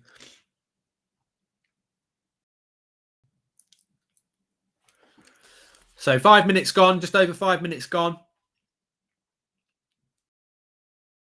Please subscribe, by the way, bottom right-hand corner. United just passing it around the back here at the moment.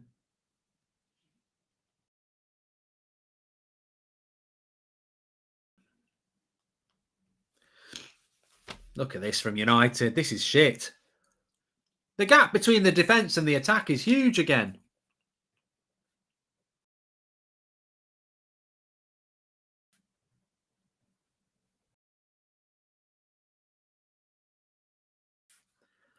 Just taking some notes already because hopefully it'll be a contrast.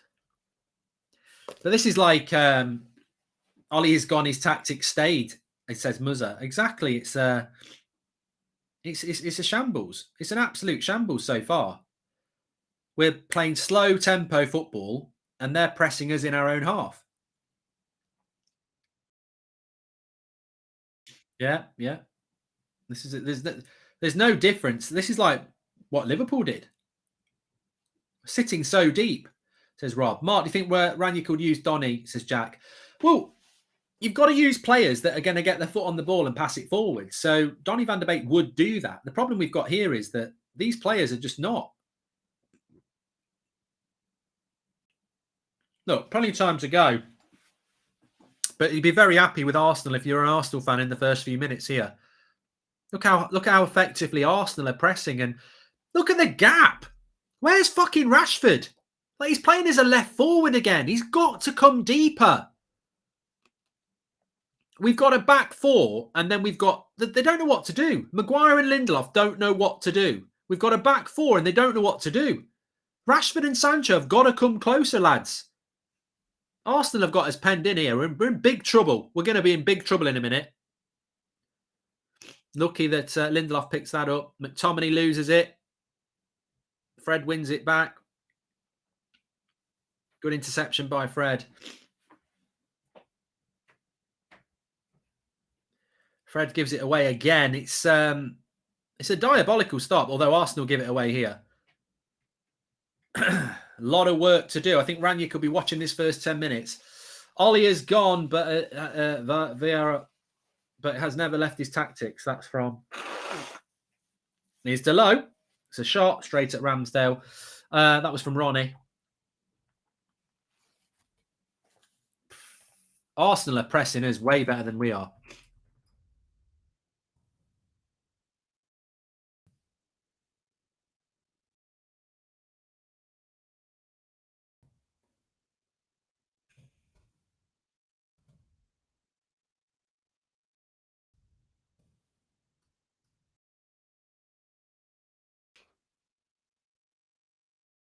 Long way to go, but United just can't get a foot on the ball.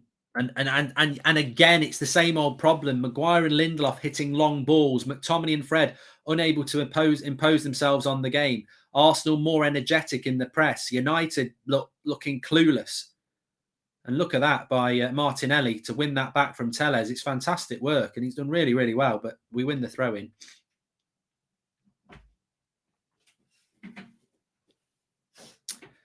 Good point there from Cian Funmi. He says that the persistence with something that doesn't work. Maguire is awful, not even 10 minutes in, says James. I haven't really noticed Maguire. I haven't really noticed a bad performance from United. I've noticed a more general bad performance from the whole team. It's the way we're set up. I mean, Ronaldo is playing. Again, it's the graveyard shift for him. I think Rashford and Sancho have got to play deeper. I mean, this is exactly the same problem we had against Liverpool. You've got to play deeper.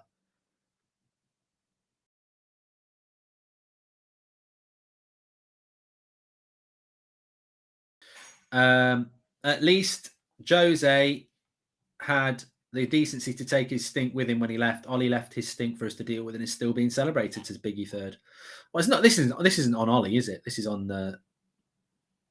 Ooh, good shot. Oh, De Gea's down low to save from Aubameyang. But we've had the 10 minutes now, and I spoke about how important the first 10 minutes were going to be, and ultimately Arsenal have got that confidence that we didn't want to give it, and that crowd that was simmering before will now be concerned. So we've lost the crowd for the moment. Fred is so bad at football. I'm sorry, he's awful, says Sean Turner. People want to talk about Ollie's legacy as a manager. The only legacy I see is this disgusting team shake, says Joshua Bowater. Thanks for the super chats that are coming in. Please subscribe, bottom right-hand corner. United got a free kick here. Boring football, says Josh. I mean, Delo takes a free kick and passes it back to Lindelof, so we lose 20 yards. It's just, Rangnick could be watching this like we're watching this, but he'll be even worse. Like, Delo has a free kick near the halfway line. He boots it back to Lindelof. 10 seconds later, it's now in our own penalty box with David De Gea. And now it's back with Delo. So, and he's deeper than he was. Who hits a long ball that Arsenal just swallow up. It's just, this is long. Oh, here we go. Here we go. Good interception by Fred. Slip Rashford in. Oh, he should have slipped Rashford in there, Ronaldo. He should have slipped Rashford in there. Bit greedy, but that's good. From nowhere, Fred presses high up the pitch. Rangnick will like that. And then we're up against them with a 4v4 and Ronaldo shoots. Really, he should have been passing from there.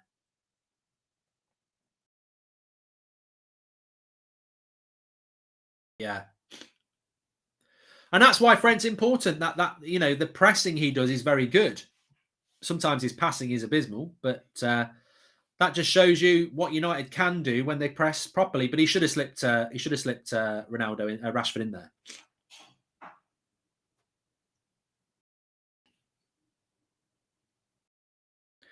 Running down the wing. I just don't care. I don't care how we play as long as we win today.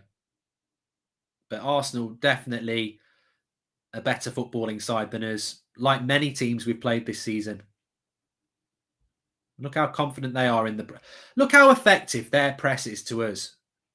Like, we've not been able to do what they've done. They've been able to pass through our press here and get up the other end of the pitch. We can't do what Arsenal just did in the last 30 seconds from their goalkeeper to the edge of our box. We can't do that because our press is shit and our passing is shit.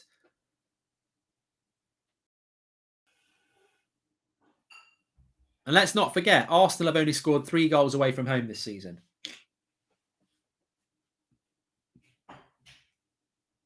Another good ball.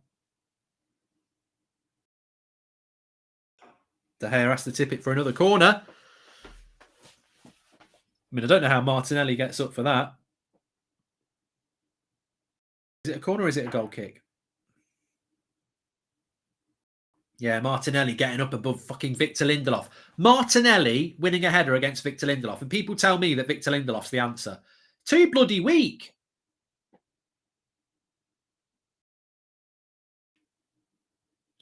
Somebody just said there, McTominay is hiding behind Arsenal's forwards again. Well, he's meant to be the man who comes and takes the ball off the back four. No goal. De Gea's injured. Arsenal are saying, why is it not a goal? But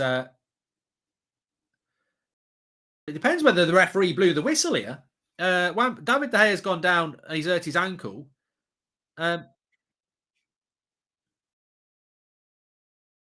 It's Fred who fouls De Gea. So why would that not be a goal? Did the referee blow before the ball was in the net? He must have done. Because De Gea going down injured, I don't know whether the referee's blown the whistle or not.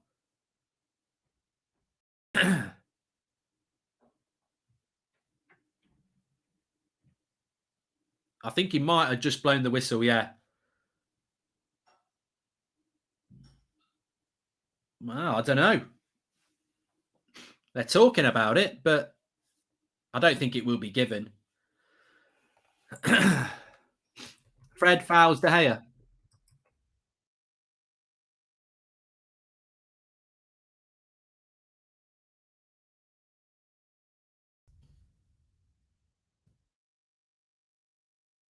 Well, Arsenal fans, I don't know the rules on that, so all I can say is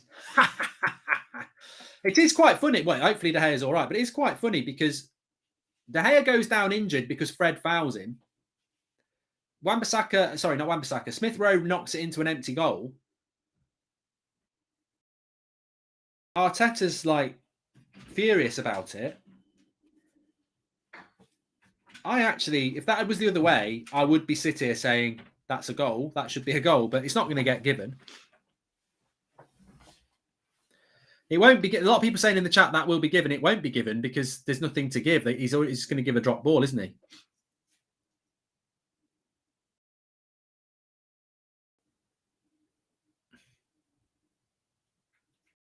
He's all right. I think De Gea's all right.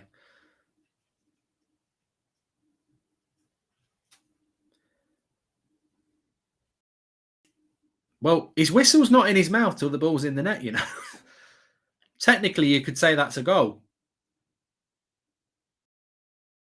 Ball's already in the net when he blows his whistle, but he's not going to change his mind. It's not. It won't be a goal to Arsenal, but what I'm saying is technically you could say it is a goal.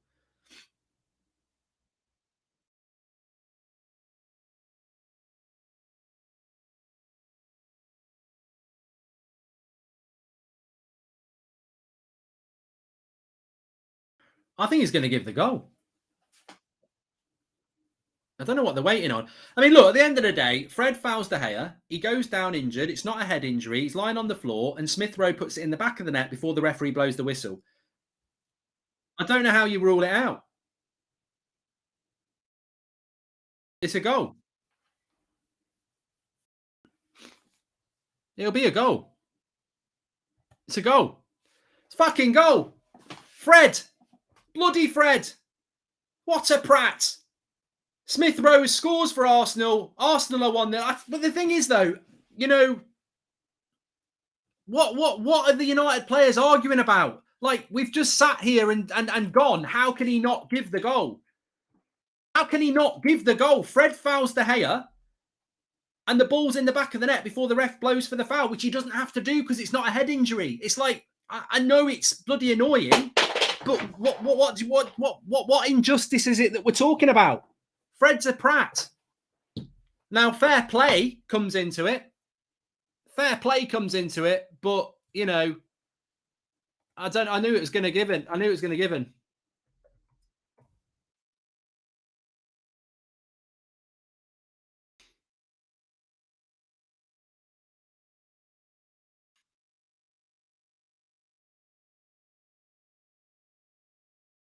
I think the only thing you can claim is fair play is that the keeper's gone down injured, and they've scored into an empty net. But I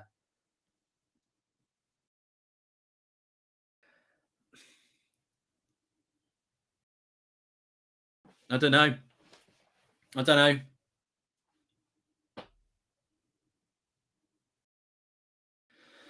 You see, with De Gea, he probably doesn't. Well, he's injured, isn't he? I don't know. The thing is, we sat there watching it, and we're like, how can you rule the goal out? But hopefully, it gives United a kick up the arse because is Ronaldo. Go on, Sue. Still Sue. Greedy again. He needs to pass.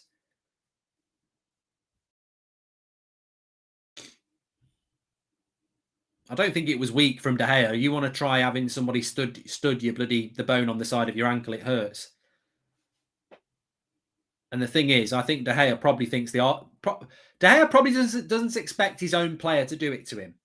You know, De Gea probably thinks it's an Arsenal player that's done to him. He's going down anyway. You know, he's not dived. He's going to go down anyway from the pain, but he probably expects it's an Arsenal player that's done it because you don't expect your own centre midfielder to stamp on your ankle.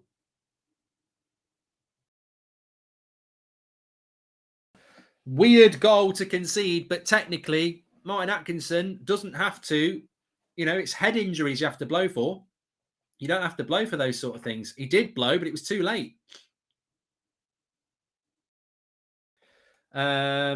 Somebody just said that's on De Gea. Well, you're arguing about pain thresholds. You don't even. How can you blame De Gea? You don't know what that pain was. How can you say it's on De Gea when Fred's bloody scraped his ankle with his studs? Like, you don't know what the pain was like. If we had a duck, it would drown, says Alan Burns. And what? It's a good strike, but it's another rubbish start from United. Nothing has changed, and I'm afraid Ralf has a lot of work ahead of him, says Stephen. Can't blame Fred. That's just unlucky, says FIFA Gangster. I think technically you could say, where's the fair play from Arsenal? But you could also say, would you expect United to go and kick the ball in the back of the net to make it 1-1 as well? I mean, they don't score if De Gea doesn't get injured. But Fred injures his own player. I mean, Arsenal will feel more than justified.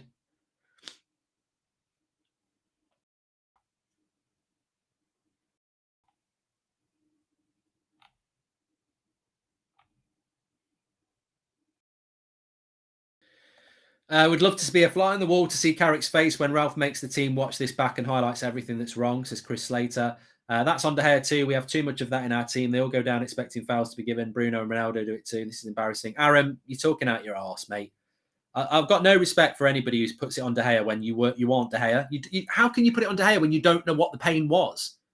Like, you don't know what the pain was. So how can you wouldn't dive. You might be right, but you can't be right because you don't know what the pain threshold was. You don't know what happened. I'm sick and tired of Fred giving away goals and making mistakes. He needs to leave the club. He's not United quality, says admin. And yet he's done the best thing in the game so far by pressing to get Ronaldo on the ball.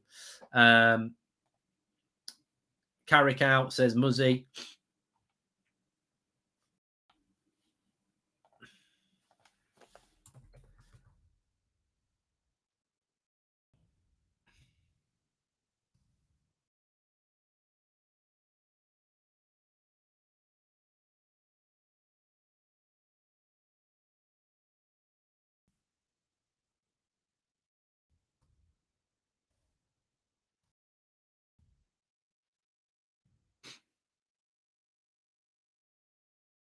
Ronaldo in the graveyard shift. Everyone's blaming De Gea, including myself, but no surprise you're backing your favourite player. Be unbiased. I'm not talking. I'm not even replying. We've hit that point of idiots. Why is Carrick playing Rashford on the right? Sancho's proved better on the right, says Dazzo. Well, Rashford's back on the left at the moment. Roger says you can't blame De Gea. It wasn't his fault. Well, people who blame De Gea who want Henderson in goal. It's called an agenda. I don't know how we can live in a world where a player that's injured gets blamed when they were injured by their own player. Like, weird. But this is what agenda is all about, isn't it? And as I said, Fred fouled De Gea, but Fred has played way better than McTominay because Fred's actually pressed effectively, and it's just one of them things, isn't it? I don't think it's. I think it's a. You know what? I think it's a free goal. My only thing would be fair play. Should Arsenal not let us score to make it 1-1? And probably not. I don't think we would demand it. It's just one of them things, isn't it? Liability. Yeah, look, Fred needs to be careful, but it's just typical. It's absolutely typical. On reflection, Arsenal shouldn't not let the goal go in. And Fred's probably a little bit unlucky, and De Gea's had his bloody ankle trodden on. It's just one of them. McTominay goes backwards again, even when he's fucking going forwards. Pass the ball forwards. Sure, it hurt, but De Gea has to do everything he can to stay up until the ball goes out of play. Can't have been that bad if he was up a minute later, says Rash. He had 2 minutes of treatment, mate. Fred should never play for Man United again. He is one of the worst footballers I've ever watched, says Sean. And please help me understand why these coaches keep persisting with Maguire, Fred and McTominay. They're absolutely useless, says Jay Ash. I had a dream that McTominay played a forward pass. I knew it had to be a dream because we all know Scott's feet are on backwards, says Jacob. Ralf cannot keep these coaches, make liabilities. There should be a clause, says some.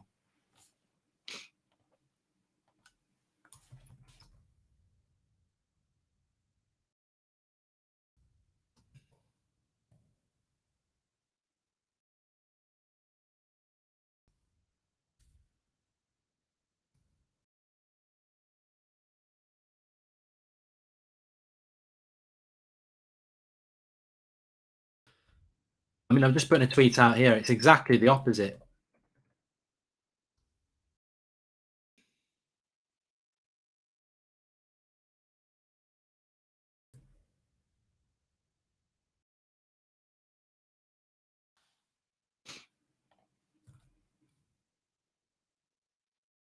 Yeah, you think that Michael Carrick and McKenna and everybody would be auditioning to get a job under the new coach. I mean, look, we as fans, even fans who didn't know anything about Ralf Rangnick, have spent a week reading every article, watching every coach's voice video they can.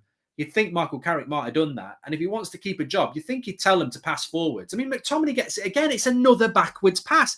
Every fucking pass he plays. Do you not understand? You're not playing centre-back. You're meant to be the Jorginho of the team. I know that sounds ridiculous, but Scott McTominay is playing the Jorginho role. He's the deepest midfielder. His job is to pass the ball forwards. And every time it's fucking backwards. No, he's done it again. There's a pass to Ronaldo. And he's gone back to Harry Maguire. Get him off, for fuck's sake. He can't be defended anymore. He's literally just ignored a 10-yard angled pass into Ronaldo to go back to Harry Maguire. He's the dictator of the team. And most of his passes today have been backwards. And you know, has he not been online this week? Has he not got internet? He's done it again. He's gone backwards again. Every bloody time. It's ridiculous. He doesn't even shock you with a forward pass. I can't believe it. I really expected Rangnick's in the stadium, pass it forwards. I mean, at least Fred's trying to pass it forwards. He gets it wide to Rashford. Overlap to Delot. No, Delot was the better option there, Rashford. Rashford's on the right again.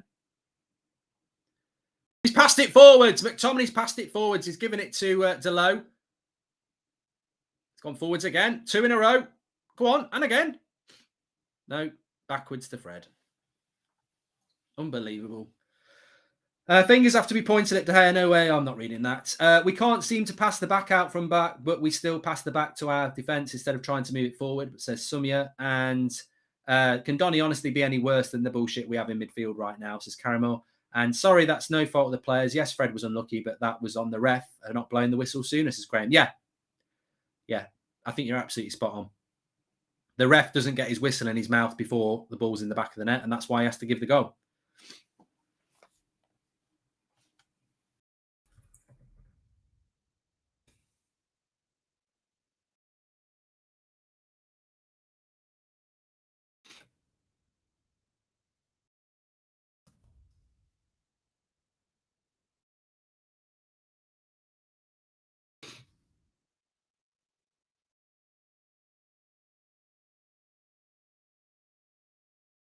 Corner to United.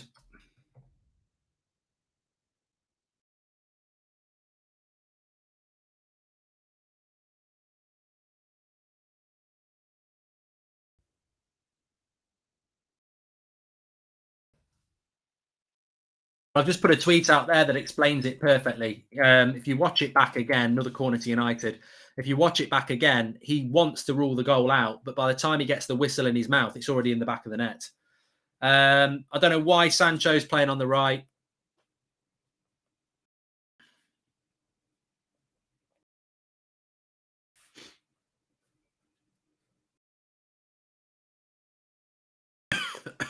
Bruno's been very quiet again. Ronaldo's been in the graveyard shift. Slow football, so slow, says Michael Craven. Ralph's first order of business should be to sell Fred and McTominay to a non-league side, says NL. The negativity of Fred, Maguire and McTominay infuriates me. Always looking for the pass backwards. I hope it's McFred's last game. Come on, Ralph, says JRB. McTominay would be a perfect Stoke player, says Papa. Well, he's good in the air.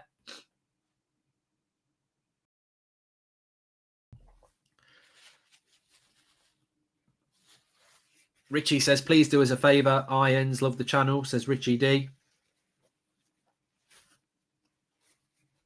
I told you before the game. What did you all say? I said before the game, if I knew United were going to play this sort of counter-attacking football, I would have took a point before the game even kicked off and not played the game. Some of you said, I'll risk it, we might win. We've been watching this all season. We ain't going to win playing this style of football. He's got to change it at half-time because This brand of football is shit. Look at Bruno telling them to calm down. Why are we trying to calm down, Bruno? We're 1-0 down. McTominay again. That's why he doesn't pass forward, because he can't. Good tackle by Bruno. Well done, Tellez. Delo. Fred is the only player in the world that is better without the ball than with it. Scott is just a passenger at best, says Taisley. And Van der Beek for McTominay, it would change the game, says Karen. Yeah, 100%. 100%.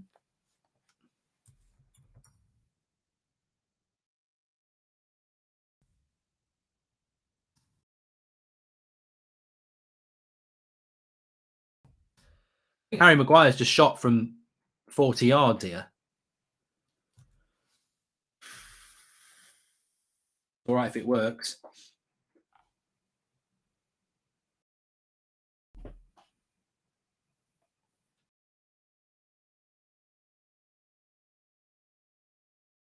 We've only had half an hour. Plenty of time to go.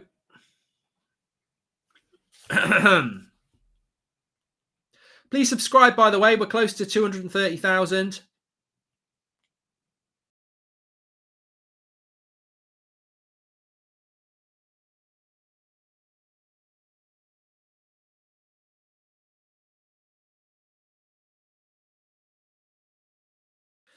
United having a little bit of the ball here, but it's very side to side. We've got to find the forward passes here. I mean, what's that from Fred? I mean, yeah, you know what? We talk about McTominay, but the midfield too are absolutely shocking. Fred's just knocked a 30-yard pass to their left back, and Arsenal player's just gone down. I watched Chelsea, City, and Liverpool play so good and intelligent that it's painful. Wait a minute, here's Rashford. Nice little layoff to Ronaldo. Back post cross, Ronaldo. Oh, no. It's painful, says Matthew. I've had enough for a while now. Well, it starts tomorrow, Matthew, but we wanted it to start tonight, didn't we? Sancho played mainly on the right wing for Dortmund. Statistically, it's where he got the most DA, so I wouldn't say he's playing out of position. Yeah, but Rashford plays crap off the right, Jameson. I think the only time Rashford's ever played well off the right was when Delo knocked a good ball to him. Lindelof hit a good ball to him last season. He doesn't work well off the right, unfortunately. What is this fascination with Sancho on the left? Play him on the right and take Rashford off, says Adman. I'm worried I can't see a lot of these players suddenly becoming pressing masters. Rashford is useless, says Aram.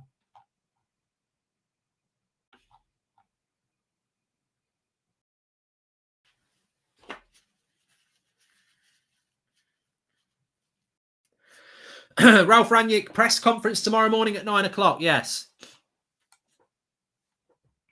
The illusion of lack of effort is due to lack of coaching. These players don't trust each other because it's Sunday league tactics, says Jacob. I've always said that, Jacob. There's not a lack of running from Manchester United, but there's certainly a lack of cohesion in the running. The system is broken. And look, remember what Romano said this week. Romano said this week that players, although Ollie's been sacked, they still don't feel there's any change on the training ground. So, you know, you're expecting the players to do something different when it's the same process. God, I hate that word, process.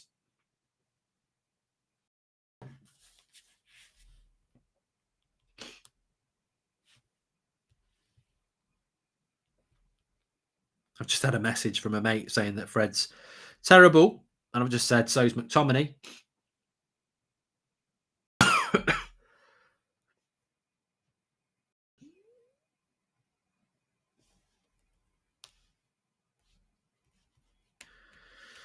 You can't win games when your midfield's shit, really. You're all, you know, we're basically just relying on individualism all the time.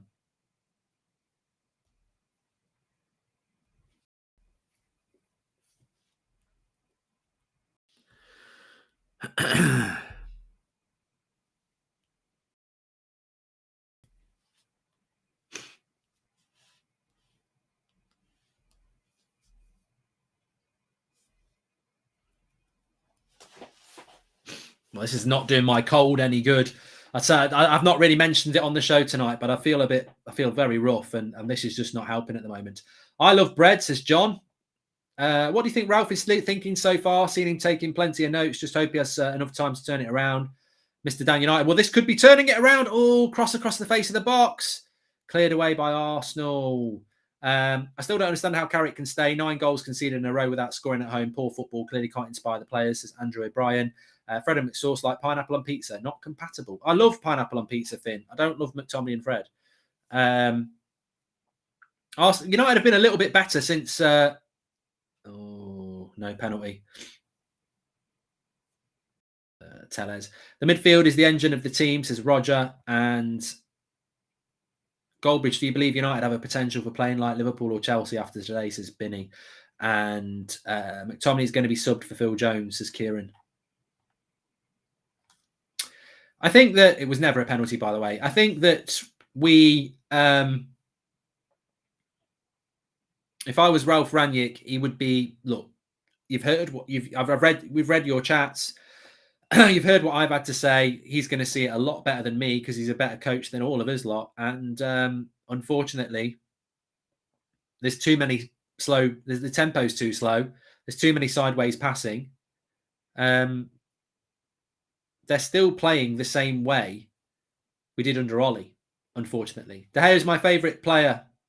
And Mike, I won't read it. So I'm not going to read somebody tell me that De Gea should get up, because were you David De Gea in the 6-yard box with your ankle trod on? How can you say he should get up when you don't know the level of pain he was in? It's nothing short of idiotic.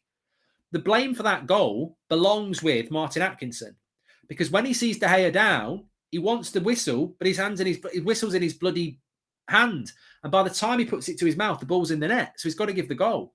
Like, De Gea is hurt, Fred hurts him, and they score in the empty net. The referee should have blown the whistle. That's the only way we could have stopped that goal. You better take a couple of days off or not, but mate, you must do. Rangnick's first match, McTominay out of position in a pivot, needs to move on, says US. McTominay will end up getting man of the match by logic of pundits, says Astral. Clean slate after day, but Scott needs to be subbed now, says Ruben. Well, we've won the ball high up the pitch here. Harry Maguire, look at Harry Maguire. Look how high Harry Maguire is here. Straight at Ramsdale.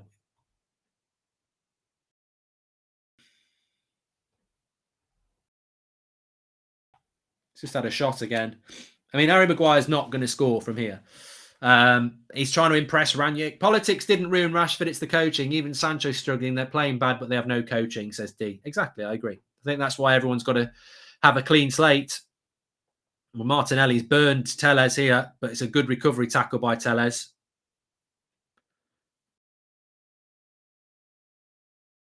Who celebrates his own tackle.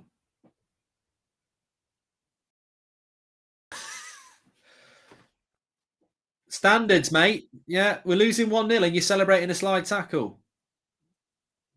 Yeah, some people like it, though. I mean, I'm not going to knock it, but for me, I'm not celebrating a slide tackle when we're 1-0 down. 2-0 to Spurs. But if that's what motivates him, that's fine. Here's Smith Rowe. Oh, Arsenal again. Good chance, side netting. It should have been 2-0. I don't know how he gets into this position, Martinelli, but it should have been 2-0. Maguire. Just no one near him. Dear, dear. Pathetic is a word often used by this United side, and it is pathetic at times. Mark, I know we say clean slate and poor tactics, but as it stands, the standard decision-making of Fred and Maguire is so far from world class, as AJ. Words I don't want to hear anymore going forward. Transition, process, and fine margins, says IQ. Thanks, everyone who's watching. Please subscribe, bottom right-hand corner.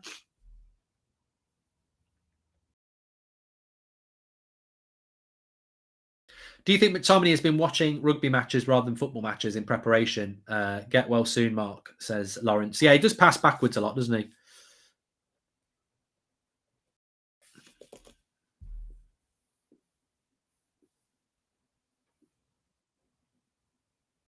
Trouble is, we're the home team and we've not really, I mean, I don't know what the stats are, but we've not really, I mean, we have had a few shots. Maguire's had a couple, Delo's had one. We haven't really tested Ramsdale, and we've probably been in their half quite a lot as well. But for a home team, you'd expect a little bit more. Arsenal have got their goal and they're now trying to manage the game, which is their right. They're away from home. It's a fantastic 3 points for Arsenal if they get it. 2-0 to Spurs. They would go 4 points ahead of us if we don't win. As crazy as that seems, it's true. Oh, it's cold. If anyone has ever had £100 human being with football boots on stomp on your ankle, they'd understand the hair's only human. Well, Jace, look, I don't disagree, but you can't judge a player's injury when you haven't had it. You know, that's the hilarity about it. That's where agenda comes in for me. What exactly is McTominay? Not a proper defensive midfielder, cannot pass forward, always playing safe passes. Please define him for me and what he's good at. Ravi, I haven't really spoken about McTominay a lot in this game. He does tackle quite a lot. But I mean, he's just stopped it going for a corner there, so he'll probably get man of the match now. But he does win headers and he does make tackles, but he doesn't pick runners up. He doesn't pass particularly well. He's not particularly quick, and I don't think he'd get into the midfield for Southampton. So I would ask the question I've been asking a very long time. He's not that, he's just not that good. But, you know, maybe one day we'll see something. Fred's just giving a foul away on the edge of the box here. But, you know, it will be a clean slate when we get a new manager.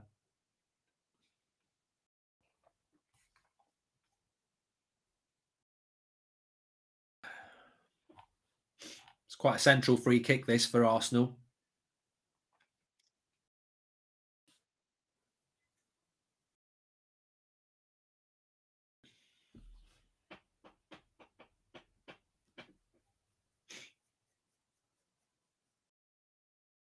Mark Matters warming up, says Nature Videos. Oh, great.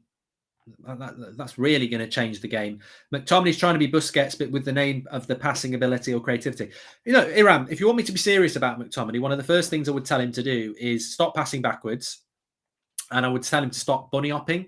He bunny hops all the time. Well, that's wasted. You're wasting a second every time you bunny hop. And you know what I mean? He sort of does that, doesn't he? He's always on his toes. But he's too big to always be on his toes. You know, he's a very tall lad. So when you're on your toes, bouncing on your toes, your centre of gravity is different to a smaller player. If he stopped bunny hopping and just went with his movement, then, you know, another corner here. Oh, no, it's a goal kick. No,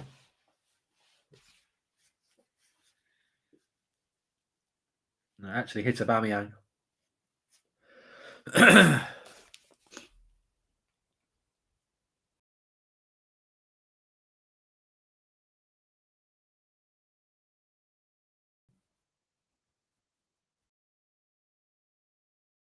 Well, if he's injured, Henderson's going to get his chance on Sunday, isn't he? US, thank you. Guinness for Goldbridge. Thank you very much.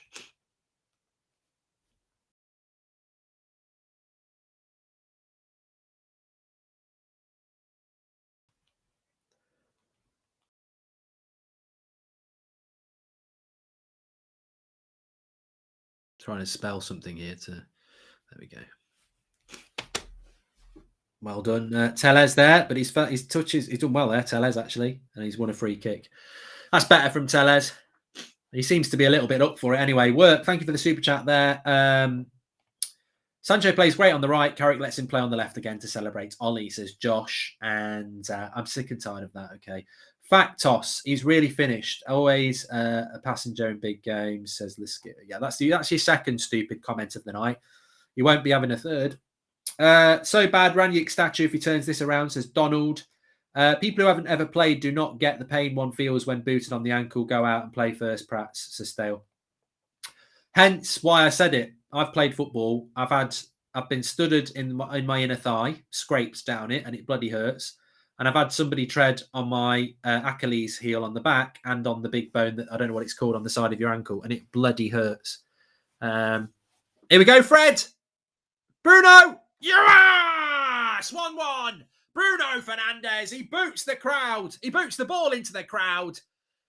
Stick that in your gun and smoke it, Arsenal. Bruno's back. He gets the goal. It's Fred who gets the assist. We needed that right on half time. Bruno! We don't bloody deserve it. We've been playing pretty shit, but it's from Tellez down the left-hand side, I think. No, it's not. It's Fred and Bruno. Yes. Where's your haters now? Where's your haters now? Get in. Fred does really well with the assist as well. And Bruno's there to poke it home. 1-1. Look, good finish. Ramsdale can't save that. Oh, world's best keeper. Can't stop that, can you, Ramsdale? Pickford's better than Yao. Even Fred knows he isn't as good as Ollie and Carrick think, trying to do things compensate for what's being said by the coaches, says D. Well, he's got us an equaliser there. McTominay belongs in Owen Coyle's Bolton side, says Vin. How come I see more Arsenal players than United ones? How many players do we have, says Spandon. And McTominay's awful, passive, doesn't tackle, teammates avoid him, he's a last resort. Fred at least tries, says Michael. Yeah, I think there is potential with Fred. He played well against Chelsea. He's done a few he's had a very Fred-like performance today. I think if I was giving him a player rating now, I'd probably give him 6.5 because 6 is average. He's been slightly better than that because of the assist. He's made a couple of good interceptions, but then there's been some bad passes. But, you know, he's definitely got, oh, for fuck's sake, McTominay, straight into the book again. Fucking McTominay again. It's just every game he's late. He's just not up to speed at this level, is he? You feel sorry for him. He's miles away with that. Absolutely miles away. Fred has been bad for the last 8 months, but he's going to be very good under Rangnick, says Franco. And Bruno never scores against Big Six, say media. Arsenal, not Big Six, says Jameson. I'm going to tweet that. No, I won't do, really. We'll leave it. We'll leave it. I think McTominay's been booked for the last 3 games, hasn't he? Always seems to get booked. Thank you. Mark, it's genuine comments, says Let's Skip. Okay, talk about Ronaldo. Don't really want to talk about Ronaldo, but thank you. Let's Skip doesn't like him. Get well soon, says JRB. And still going with the 2-1 mark, says Matty. Yeah, and look, I said it doesn't really matter to me how we play as long as we win. Arsenal will be fuming because they know they've got a chance here. But that early goal might actually be a good thing for us. I don't know. Why is Rashford playing on the fucking right? It's doing me head in, man.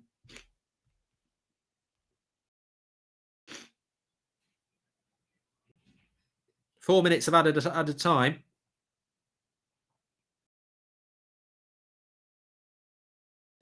Need to be careful, though, because Arsenal might be a little bit like a wounded animal. They've got a corner now. Get McTominay off. He's a liability, says Apollo 30X. Thank you very much for that. It's time for a stretch.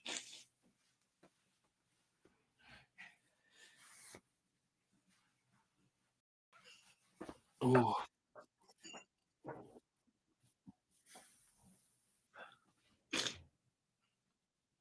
Well, I would get McTominay now off because he's on a yellow card.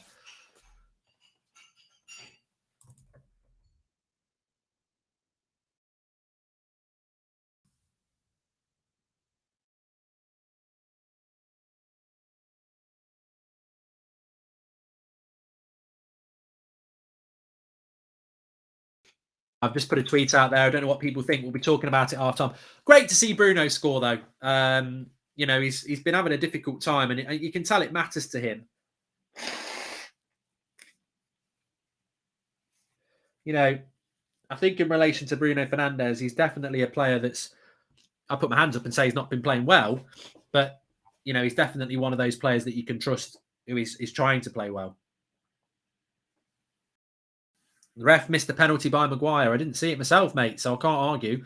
What do you think of the film that's been made that's about Robson? I haven't watched it yet, Rory. I'm just going to, when I get a bit of time, I will be watching it. Ronaldo goes with an overhead kick wide. Rashford has been poor yet again. No off-the-ball running, poor pressing and losing the ball in possession. Well, yeah, but nobody will say it, Mott. You've said it. Tellez and Delo as attacking fullbacks for home games with Shaw and Wan-Bissaka as more defensive, says US. Scott McTominay has got football dyslexia, says Jamesy.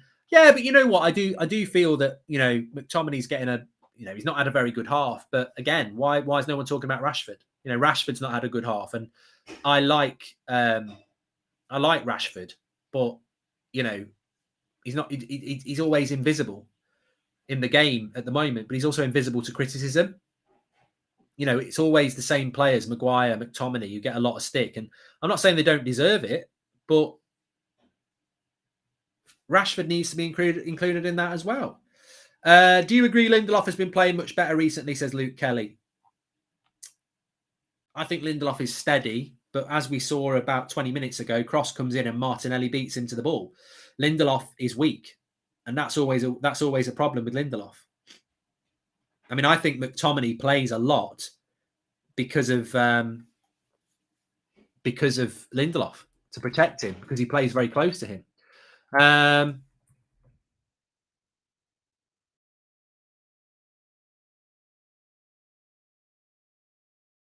So half time in the game. De Gea goes to talk to the ref. Look, first of all, let's hit that head on. My reaction is it's 1-1, and we don't deserve any more than 1-1. So I'm actually very happy that it's 1-1. I don't feel a need to talk about the goal, because 1-1. I mean, I wouldn't say we don't deserve to be 1-1. It's a good goal that we've scored, but I don't think we can argue that it should be 2-1 or 1-0 to us. It's not been that sort of a game. So 1-1 at half time, we can't complain about that. So I'm not going to talk massively about the goal that we conceded. I think on reflection, surely Greenwood on for Rashford is even playing, says Robbo. Hey, Mark, can you wish my friend Awaz a happy birthday? Happy birthday. That's from work. Kia says, Rashford's ball watching is becoming very annoying. I'm glad our shortcomings are at full display for Rangnick. I want to talk about that, Kia. I think Fred at least tries to make forward passes and isn't great with this coaching, and therefore gets more stick than McTominay, who never takes the risk. Probably a good point there, Tivian. McTominay's like slow child on the team who just goes and stands in the middle of the ground and gets yelled at, so stale. And Rashford and Ronaldo, worst players on the pitch so far. Would like to see other forwards get more of a chance, says Matty.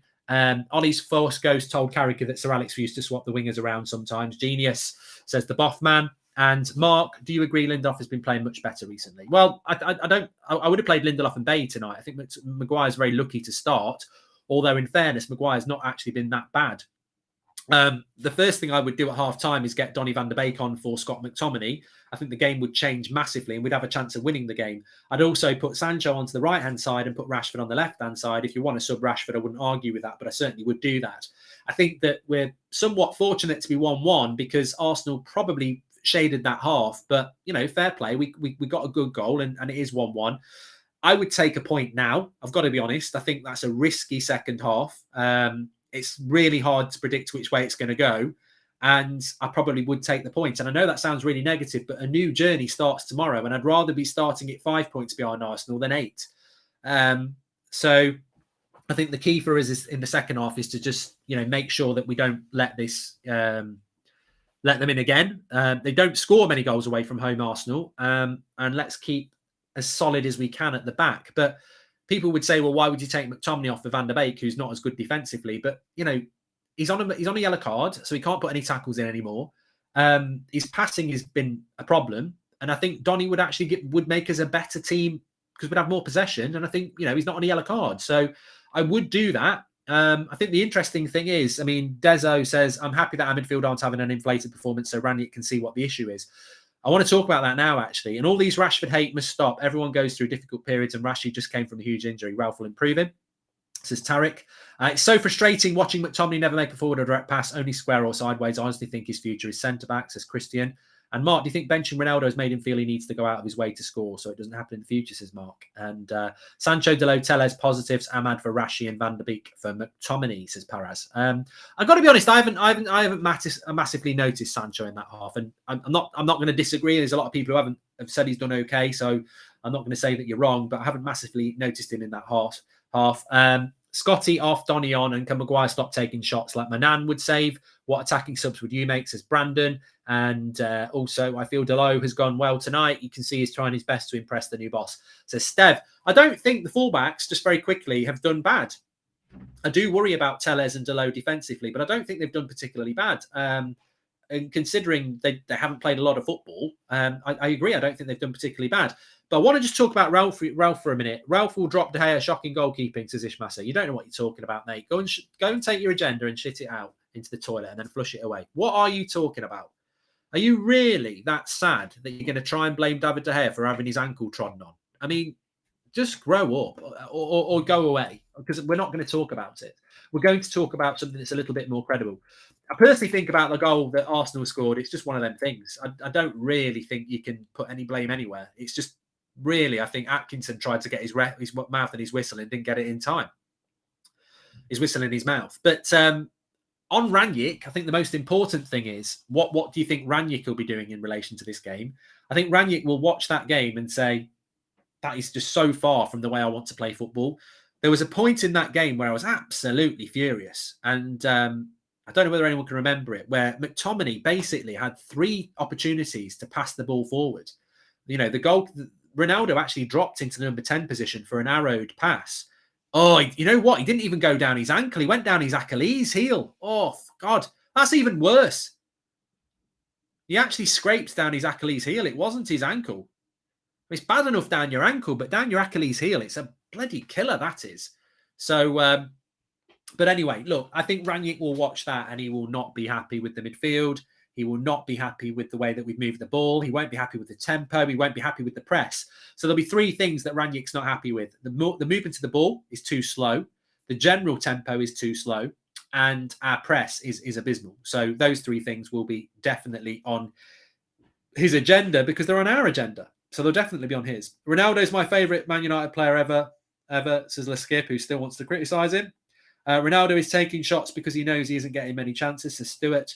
And I've followed the Bundesliga my whole life and happy with Rangnick, but kind of scared how all the people here are making him a messiah. He is good, but please give him time. Oh, he's going to have time, DK. He's going to have time. And just on Ronaldo, look, I can't, if we were going to give a player rating for Ronaldo right here, right now, I would have to give him a 5. He's had a couple of occasions where he's shot and he could have passed it. And, you know, he's not having a very good game. But again, can I just say, if that was Cavani, would he have a better game? If that was Rashford up front, would he have a better game? If that's Martial, does he have a better game? And the reality is, it's a bit of a poor United performance. In relation to attacking play has been quite poor. So, you know, I'm not going to disagree with you. I don't think Ronaldo's played well.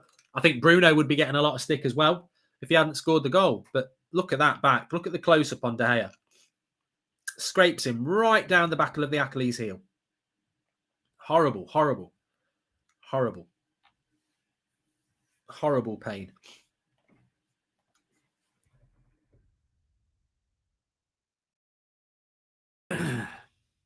What are you thinking in the second half?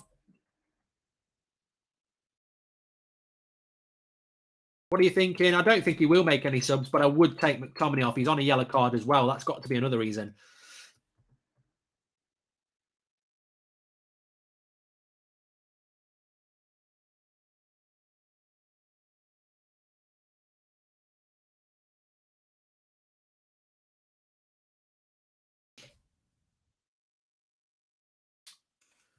Have a look on Twitter, actually. Maguire thinks he's Franz Beckenbauer.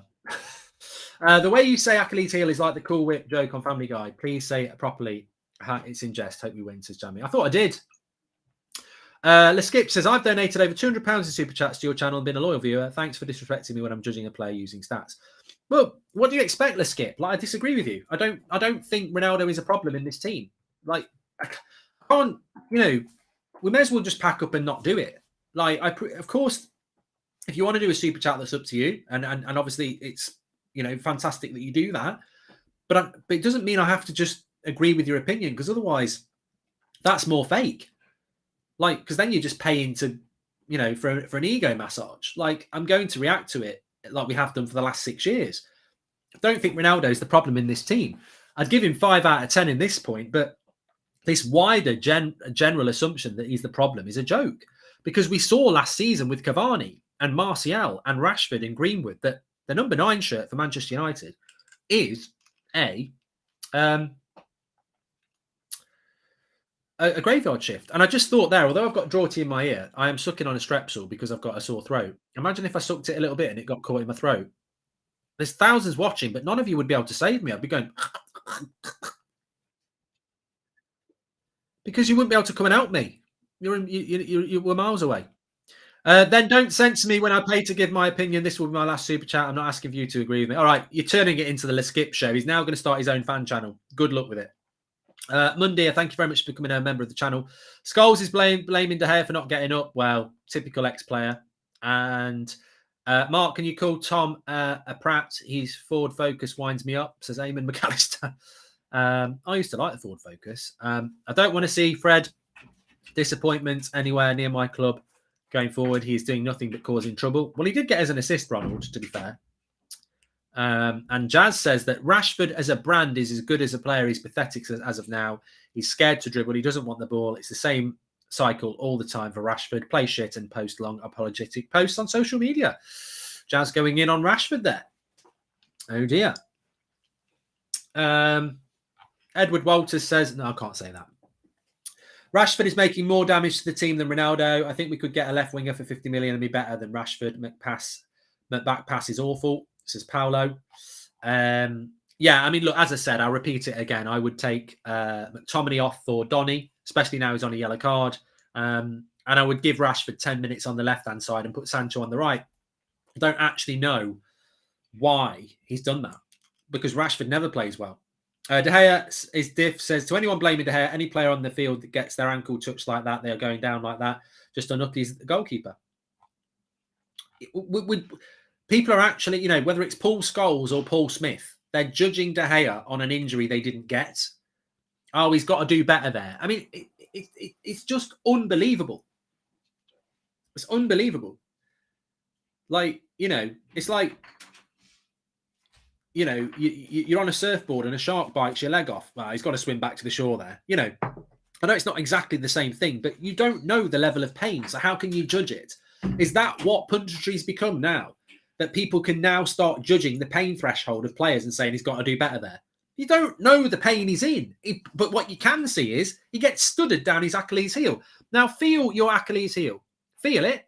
Just rub it along there. Now give it a pinch. It's very tender, isn't it? Imagine what studs stamping on it feels like. But we now live in a world where people are telling players that they shouldn't be going down when they haven't even received the injury themselves. How can no one injury on his own goalkeeper? We needed alternatives to Fred and really tired of sideways passing in McTominay. Donny in the second half, says United Voice. If Carragher's going to play Fred, he has to have someone next to him that can control the game, says Devon. I feel sorry for McTominay sometimes. He's the lowest paid of the squad, but I would have played Donny there today, says Tara. We can blame players as much as we want, but the team is not playing as one single unit. We will get one player playing good and the other not good, says Spandan. Can I just applaud that? Instead of playing this blame game, why have we not spent time talking about how Michael Carrick has played a back six, counter-attacking football, in front of a manager that he wants a job from? I think it's hilarious. You know, it's the worst audition in the world. Terrible audition. But look, second half, we'll have the player ratings for you, so hang about for that. Make sure you subscribe, bottom right-hand corner. We can blame players as much as we want, but the team is not playing. We've done that from Spandan. Mark, you are great company. I love tuning into you every time Manchester United are playing, says Rory. Thanks, Rory. And you're not bad company yourselves, you lot, to be fair. He was feigning injury because he thought it was an Arsenal player and it would end the attack. All of our players do it. Okay, so Aram is now doing what I just took the piss out of. Aram, who we don't know where he's from, has just spent £4.50 to tell us that he's got the power to be in David De Gea's head. And when he's been scraped down his Achilles heel, Aram knows that De Gea was feigning injury. Aram, I tell you what, you're wasting your life. You should have your own show on the BBC. Paul McKenna made loads of money out of it. You know, what about Uri Geller who bent spoons? You know what people's pain threshold is. You can get in people's heads. Mad, unbelievable talent there from Aram. Sign him up. I do agree with people. De Gea went down easy. Oh my God, another one. Sean, you've done it as well. What are you talking about? You agree with people that De Gea went down easy. How can you live in his head? How can you live in his head and know what pain he was in? I agree, he went down too easy. Can you understand how stupid it sounds? You've got no way of knowing what the pain was like. Now, he might have gone down easy. I'll give you that. But you can't say he did because you don't know. You weren't there. You didn't. It wasn't your ankle. Sometimes I just despair. I was actually bitten by a shark, says Jamie. I have a prosthetic right leg. Good analogy, says Jamie. Okay. I bet it hurts. Great to see Rangnick making notes, just not watching. Well, he's going to do that, Dale. No subs at half-time, apparently. To everyone going at De Gea, have you ever stubbed your toe? Drops you instantly, says Joshua Bowwater. Carrick probably saw the picture where Ferguson played 8 defenders against Arsenal and won 2-0, says Jameson. Wang, thank you very much for the super chat. And Ryan says, Rashford has been awful. Get him off for Greenwood. Fred gets an assist, but has looked like a little boy against Thomas Partey. Midfield has lost the battle. Again, Ryan, when was the last time we won a midfield battle? And hate to say it, but it's literally likely to be a cold from hell 14 days here. Thanks, Megan's dad. I've heard about this cold. Fred, is that ridiculous mix of talent and silliness, says Alex. On a lighter note, I have to address this for the chat, mate. What way are you pronouncing Achilles? I don't know. I'm terrible with words, Gary. Achilles. Achilles.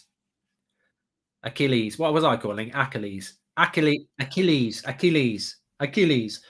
Rangnick should join the board, not as a manager. People saying that Ronaldo is the problem. Not worry soon. Our players are Wood, Barnes, Tarkovsky, says DK. I agree. Themo says, instead of blaming Rashford, why not blame the coaches? And as if De Gea wanted to give up his clean sheet that easily, would have saved it no bother if he was up. It wasn't even a hard shot to save, says Nick. Yeah, but people don't think it through, do they? Right, we're about to kick off the second half here. Let's hope United can grab a win. Love the channel, mate. Hope you get better soon, says Baz. Thank you very much. You can guarantee that De Gea will make a worldie in this. He always makes a worldie, anyone. Anyone who blames De Gea has never played football, says Joseph. Say Achilles again, please, says Chris. Achilles. Achilles. There you go. Oh, I've got my Lemsip now. Oh, lovely. Lovely Lemsip. Oh, that's lovely. Achilles, says Joe. He's even spent a super chat to tell me that. I've got it in my ear, mate. I wonder if McTominay is scared of the sun. He lives in constant passing shadow, says Anders. Goldbridge has a cold. Yeah, I haven't really mentioned it much. I have got a cold. Meal deal. Rashford is no better a player since his debut. Looks like he's got his head to his head. He's not improving, says Gaz. I like Rashford. I'd love him to score the winner, but he's not playing well at the moment. But you know, what I told you. Swivel on it. Swivel on it. You bloody De Gea haters, prats. Swivel on that. He's just pulled out a worldie. Where's your bloody haters now? You look like idiots. Absolute idiots. What a save by De Gea, this. Reaction, bang. De Gea with the worldie again. Idiots. Sit down, haters. It was a great save by De Gea, that was. Reaction save. It should have been 2-1 to Arsenal. I mean, that's the bigger thing, isn't it? I mean, who's marking Gabriel there? He's free. That's the bigger question. Who's watching him? Zonal marking again. Zonal bloody marking.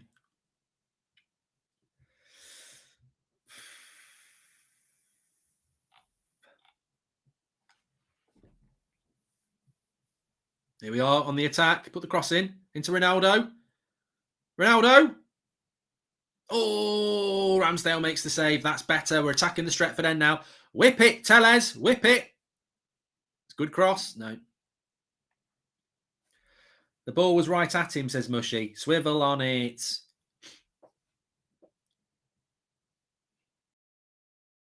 Sancho's still playing off the left. I don't get why Rashford's on the right. Surprised the hair didn't go down. Oh, you're wasting your own money, Darth Khan.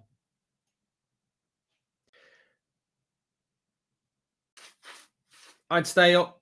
I stay stood up for 250k a week. But anyway, the point is the team is crap. Be Yakov, all right? I'll challenge you. We will do this at some point. We will play a game. We'll get a camera. B. Yakov will stand in goal. The cross will come in. I will scrape down the back of his Achilles heel with my studs on, and let's see if he stands up. You're going down. You're going down like the Titanic, and I will sing Celine Dion as you go down. You are not staying on your feet. If I scrape my studs down the back of your Achilles heel, B. Yakov thinks he's going to stand up. He won't. I'll be going, near, far, wherever, and you'll go down. You'll go down, and you'll go, you were right, whilst you're writhing in pain.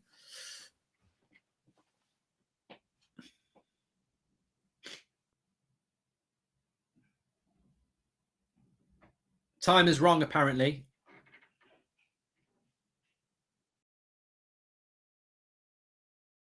No, it's not. It's not wrong. It's right. That on my screen is right at the moment. So if yours is slightly behind or whatever, that is what I've got. De Gea's been keeping us in the games all season, says PQ, and recently joined the channel. I love your content, Mark. My missus is gutted to lose me to you for the time I spend watching the channel. Just J Mac, sorry, make it up to her. Take her to watch a film. The time is right. The time is right. Yeah, it might be behind. Yeah, it might be behind because of YouTube. So if yours is different, pause it. Rashford is an absolute passenger. Well, he's just put a cross in, go. Just put a cross in. Sync time, please. It's literally there. Yeah, I'm going to ignore it from now on. Rashford's getting a bit of stick in the chat. I just want to find a way to win this game. De Gea's kept us in it. Rashford off in the chat. United on the attack. Go on, Rashford. You lit that. Straight at Ramsdale.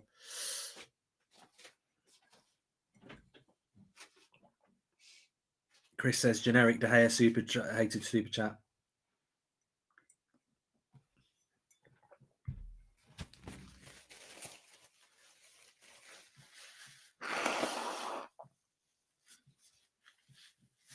Oh, I think what it is, it's because my reactions are different to what's happening on their pause. So you probably do need to sync it in with mine.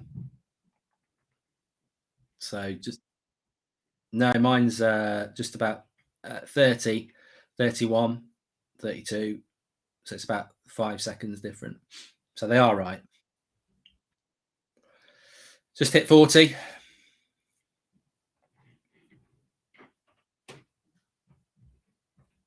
Every night in my dreams, I touch you, I hold you, and that is why I know he go on. Another back pass by McTominay. I'm going to start calling him back pass. I'll be stunned if Rangnick picks McTominay in the future. Ronaldo! Sue! He's done it. I was too busy. I was actually going to tweet about McTominay about a back pass, but somebody played a forward pass. Now, I think it might be Rashford who gets the assist, but it's 2-0 to 2-1 to Manchester United. Get in. We need the 3 points here. It's the Rangnick revolution. That's what we need. It was actually Maguire with a long ball. Mistake by Tavares. Delo gets it wide to Rashford. And it's a lovely... This is just takes advantage of it. And you know what? Rashford off the right-hand side. I don't think he's been very good, but he's gone and got an assist there. So, you know, two players who you were given a lot of stick to at half-time, Rashford and Ronaldo, they've just combined. Defensive error by Tavares. Arsenal fans will be going mad. He's rubbish. Tavares is rubbish. Get him out. Get him out. I've had enough. Overreaction. Load up the fan cams. When's it going to end? Get him out. Rubbish. Get the T-shirts printed for Christmas.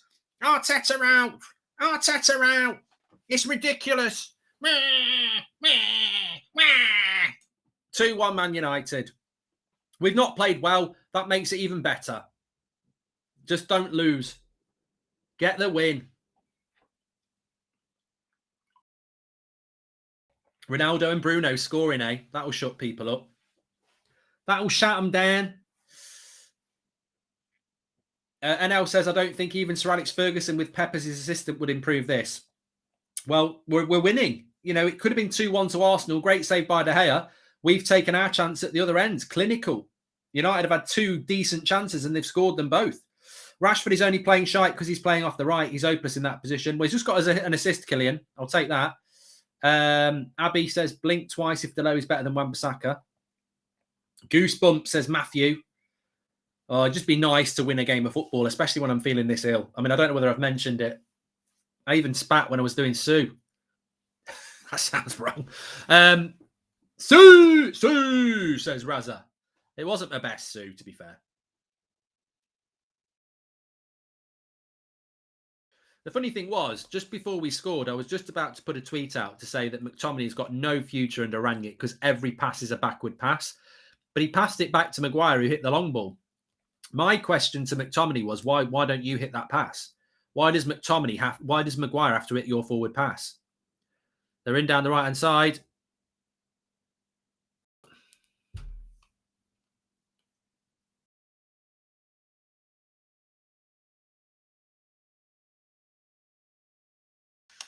Couldn't even keep it 2-1 for a couple of minutes. Just shit. Absolutely shit. Another 2 goals conceded at home. I mean, where does this be? It's just passing through the midfield again. Look, McTominay's going to lose his man. McTominay's going to lose his man. McTominay is going to lose his man. Oh, Fred, it's not. They both lost their man, actually. It's just that Smith Rowe and Odegaard look the same, but they've both lost their men there. If Odegaard doesn't score it, Smith Rowe's behind him. Unbelievable. McFred at fault again. Both lost their runners.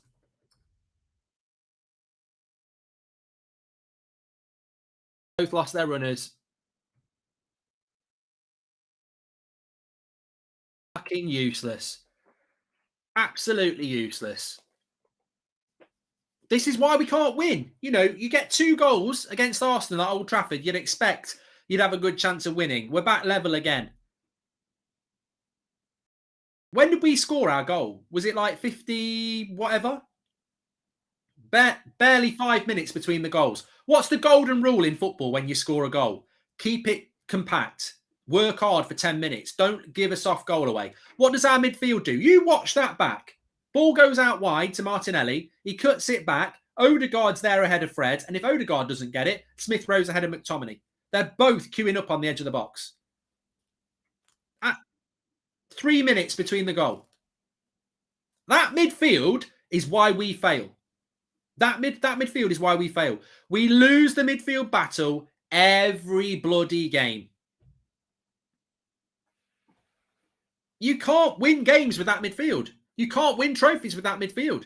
It's a terrible midfield. And you know what I'm tired of saying as well? People go, oh, you flip-flop, this, that, and the other. We do talk about tactics a lot on this show.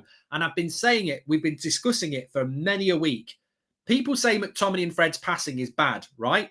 And it is. But they don't pick up the runners. They don't pick up the runners.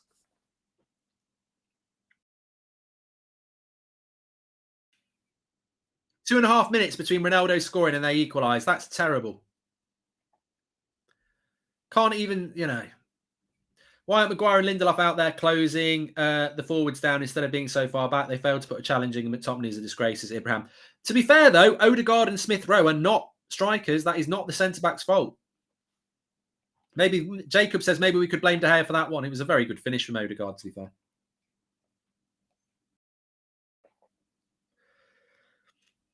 Oh. I told you I was worried about this game. Hi, Mark, don't panic, but Ollie may have lost his job, says the ZXC.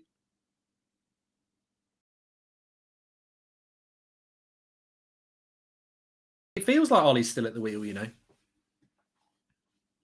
This just feels no different. It just feels no different. Can anyone honestly say this feels any different?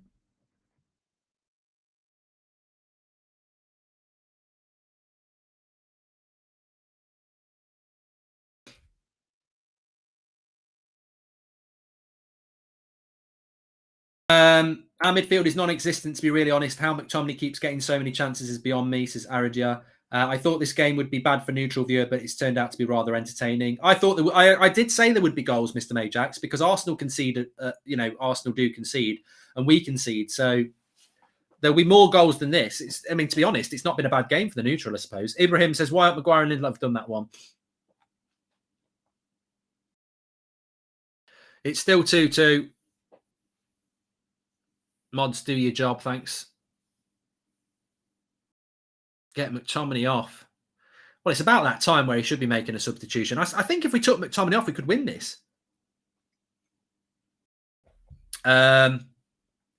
Ibrahim says, Mark, you do not leave space in your box against the most forward players. You mark and close them down. No, Ibrahim, I think you're right.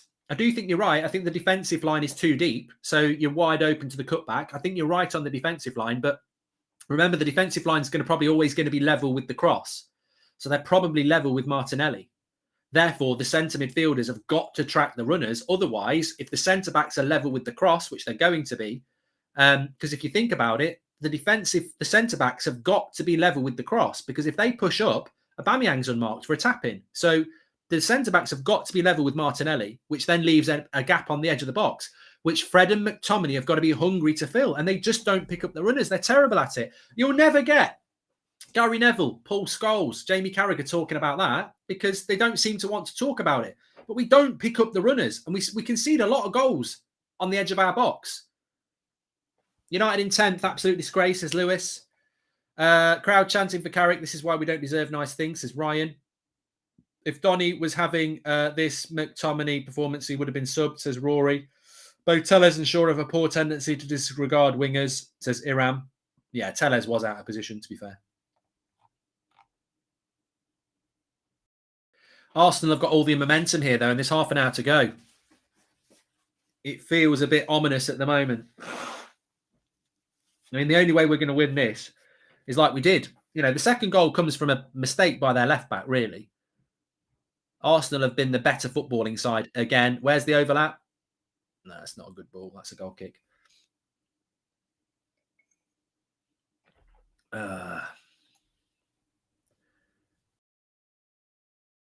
That's Ronaldo's goal. Nice to see Ronaldo score, but nice to see Bruno score. But it's the problems at the other end.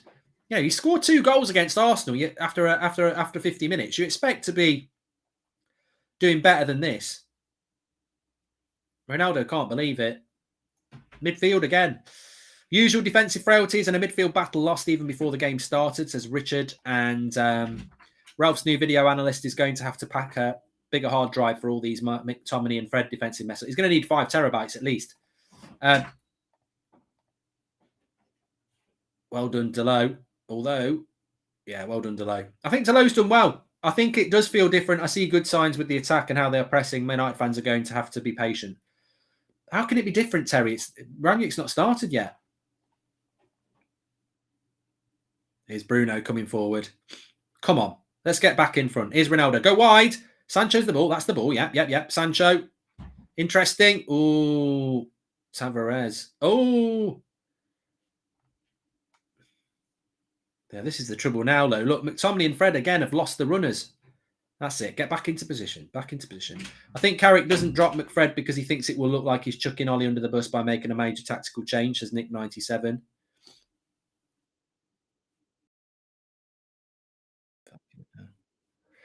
Tellez and Delo playing better than Wan-Bissaka and Shaw, says Varys. If Bay had played, it would have been a different game, says Mikello.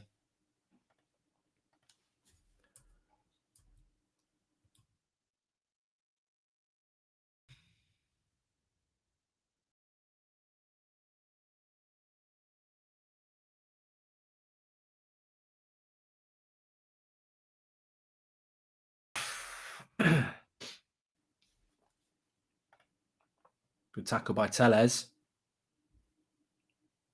Fred gives it away again.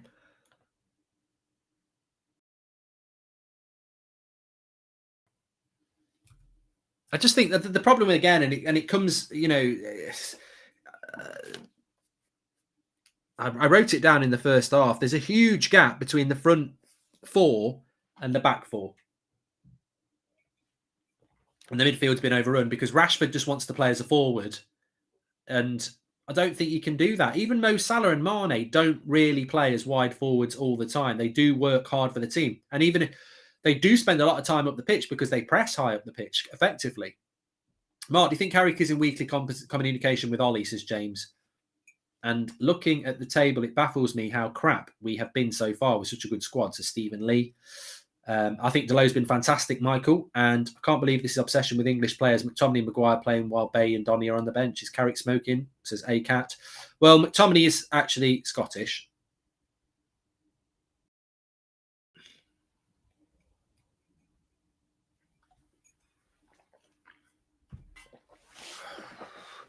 I've got to be honest, I would take a point.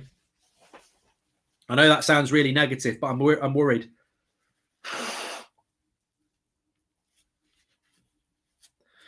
Must be horrible for Rangnick as well, knowing that, you know, you get the result and you're 5 points off Arsenal. You lose the game and you're 8 points off Arsenal. It's a big difference. 5 and 8. Good switch of the play here. Tomiyasu's got acres to go into. And they've got he's Japanese. They brought him from I think was it Torino. They brought him from. He was from Serie A anyway. They've also got Saka they could bring off the bench as well.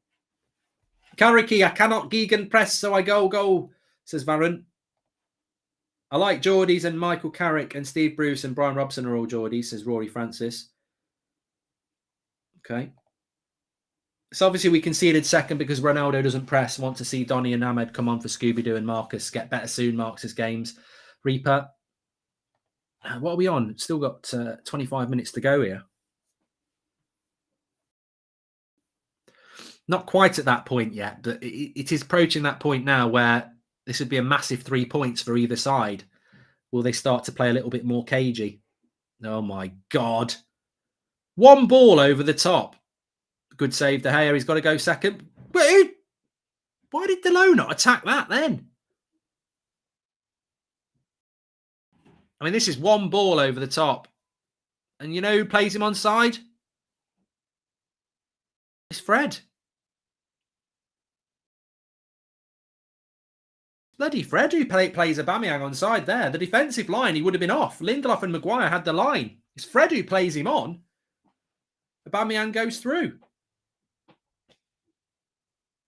I think Delo's been good tonight, Highland. Yeah, I like Delo. I know some of you are obsessed with Delo. I like Delo. I'm not obsessed with Delo. I like Wan-Bissaka as well. I'd like to see them both. You know, Saka's coming on now. I'd like to see them both. Arsenal are going for this. I'd like to see them both get a chance, but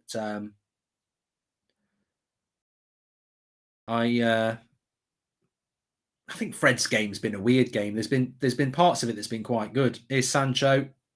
Oh, tried to play Rashford in. Come on, McTominay. Forward pass. That's good. Come on. See what happens when you put a forward cross in. Make some subs, Kaneki, says Warrior.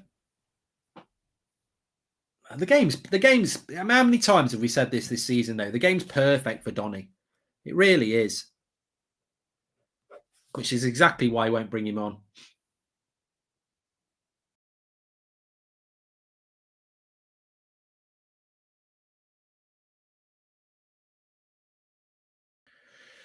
Yeah, you'd probably say Delo's Man United's man of the match so far. I mean, I do think De Gea made a really good save, but you know, you don't want to be giving it to a goalkeeper in these circumstances. And I think Delo probably is our man of the match, really.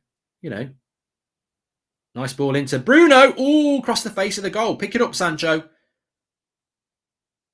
I think Sancho's been okay. I don't think he's been bad or good. No penalty. Ooh, ref says no. Ref says no. Mark, on ENT specialist, be sure you don't your nose too hard. It's not Ollie. Much love and respect, says Ellen. Thank you very much. That's a penalty. VAR. You might want to have a look at that. Rory McTominay looks like he's playing table football. Now then. Mark, thank you for doing the show while fighting the flu, says IQ. Thank you very much. That's a pen. That's a bloody pen. There's VAR. Oh, he's doing it. I told you. He's going to VAR. This is going to be a penalty for United. It's going to be a penalty for United. That is a penalty for United. 100%. 100%. He goes to look at it. I was going to say, where's VAR? It's a penalty to United. This is nailed on. He doesn't get any of the ball. That's a pen. Penalty. Get in. He ain't going to not give it. So Fred's going to get 2 assists here. And I was just saying about Fred, you know, he's had one of those games where it's a funny one, isn't it? It's a funny one for Fred. He's done good things and bad things, but ultimately he's got his 2 goals in. Here goes Sue. Lovely ball by Sancho. Yeah, it's a silly tackle by Odegaard. That's where VAR works. Get ready. Last dance. Get ready for Sue. Ronaldo's going to take it. No Bruno at the Stretford end. 20 minutes left if we get this. It's a big penalty. Come on, Sue. Get your red dress on. Bit of lipstick. Red shoes. It's time. Here we go. Here comes Ronaldo for his second goal. Straight down the middle. Straight down the middle. Straight down the middle. Sue! 3-2. Manchester United. Get the 3 points. Get the 3 points. That's all it's about. 3-2. Manchester United. We go. He's on a hat-trick. Somebody did say a hat-trick before as well. Arsenal in the mud again. Right, let's defend the... We've got 20 minutes to go. Next 10 minutes, just make sure you pick up the runners. Straight down the middle, Ronaldo as well. Just blasted it. No messing about. Into the Stretford end. 3-2. 5-goal thriller. Tomorrow we go to work. Fred impresses again. I mean, you've got to start saying, is Fred now...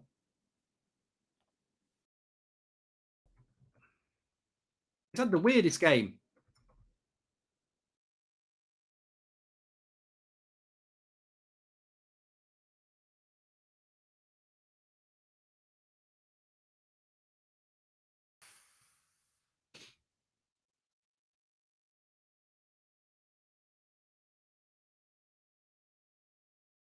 And I've just tweeted it there. Fred's had the weirdest game. He's done some terrible stuff, some fantastic stuff, but ultimately he's provided 2 assists.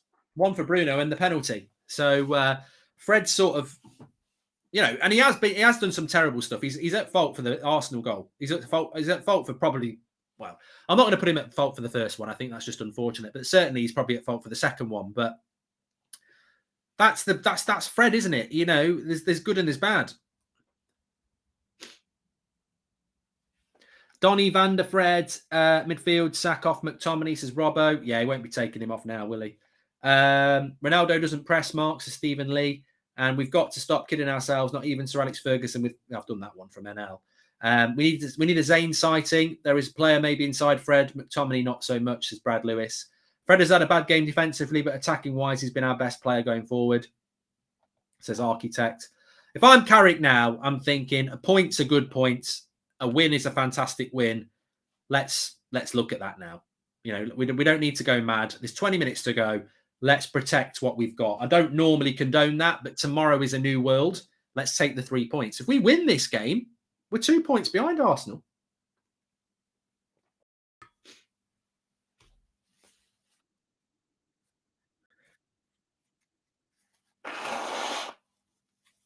Arsenal fans,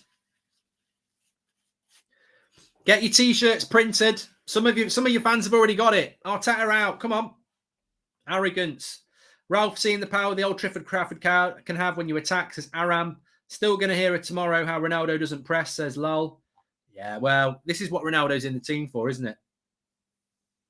He's there to score goals. Sort the midfield out, and I might start talking about what Ronaldo can do better. But until we sort that out,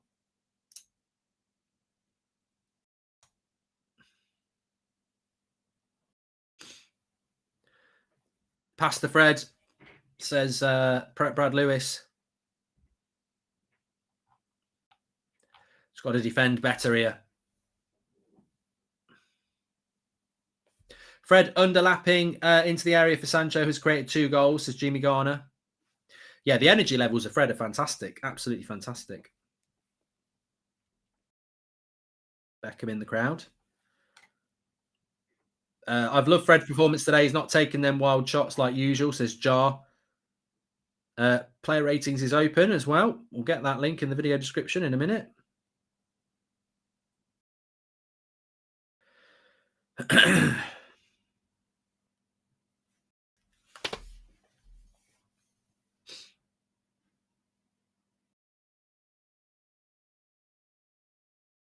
That's another corner, that.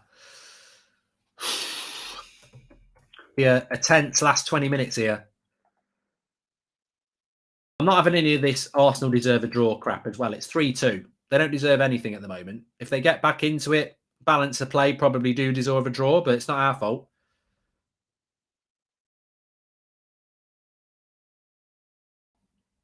I mean, the funny thing is, Arsenal had only scored 3 away goals this season before today. We can't let them double up in one game. But they are going to attack us in this in this last 20 minutes.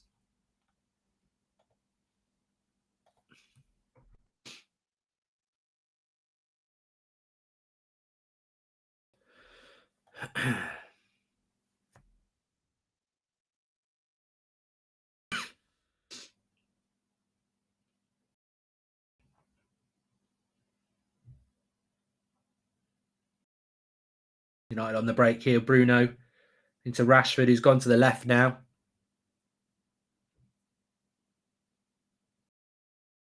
Too bloody greedy again from Rashford.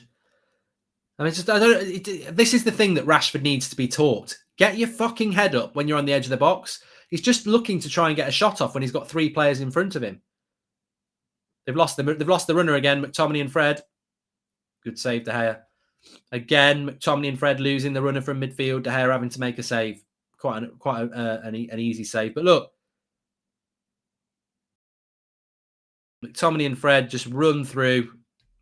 You can't have that. We can't keep doing that.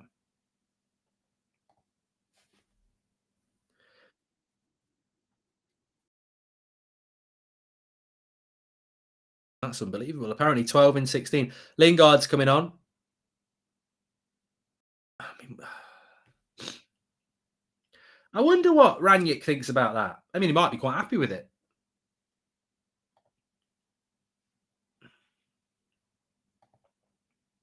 It's got to be. I guarantee you he's going to take off Sancho. We'll take Sancho off for Lingard. Who wants to bet?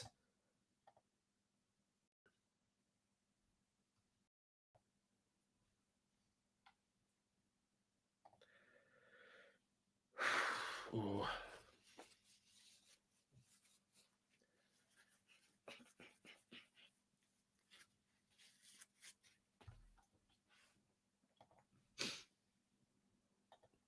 God, I don't want to. I know I've not mentioned it much, but I do feel rough tonight. I've done really well to get through this stream.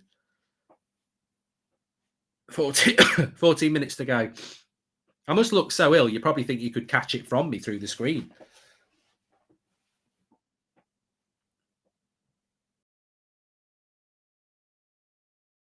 Go on, win the header.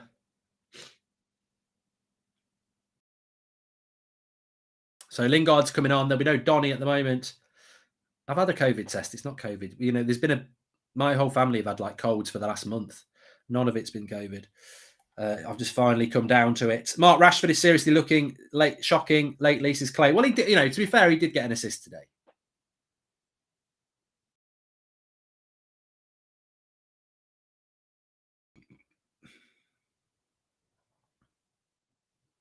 Oh, Aubameyang, what a save by De Gea again.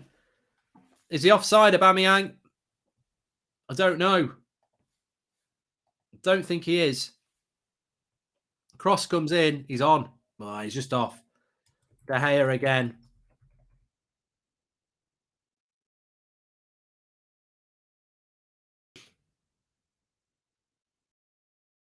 Steve Round is the assistant coach at Arsenal. Interestingly, he was David Moyes' assistant at Manchester United. At the moment, Rashford has got the selfishness of prime Ronaldo and the finishing ability of Anderson, says Jameson. I hope you can take a day off tomorrow, Mark. I appreciate you and the United Stand family. Says Jack. Well, I can't because it's Rangnick at 9 o'clock, which I will be watching. I mean, I'll try and do the presser myself. We'll see how I feel. We might have to get some cover for it, but my intention is definitely to watch it and therefore react to it. Mark, what time is the Rangnick presser? Tomorrow, Jay. It's at 9 a.m. So we'll be live at about 9:30, depending on. I presume it might be quite a long one, to be honest, but looking forward to that. Martinelli has impressed me, says CS, massively. Best player on the pitch by a mile. And I think Ronaldo showed why he can't be on the bench for these important games, says Marcus Music. And why would he take Sancho off? He's done quite good, I think, says Chris M. No, he took Rashford off. Good. Intelligent. Good move. I will even tweet about it.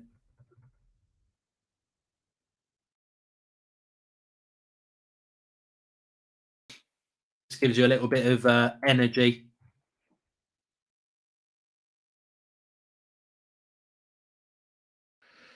If you want to do your player ratings, links in the video description. Mark every player out of 10, 6 being the average. We've also got a fan forum tonight. We'll also have fan vlogs coming in as well. Rashford's gone off. Odegaard's gone off as well for Arsenal. I'm going to suck on another sweet.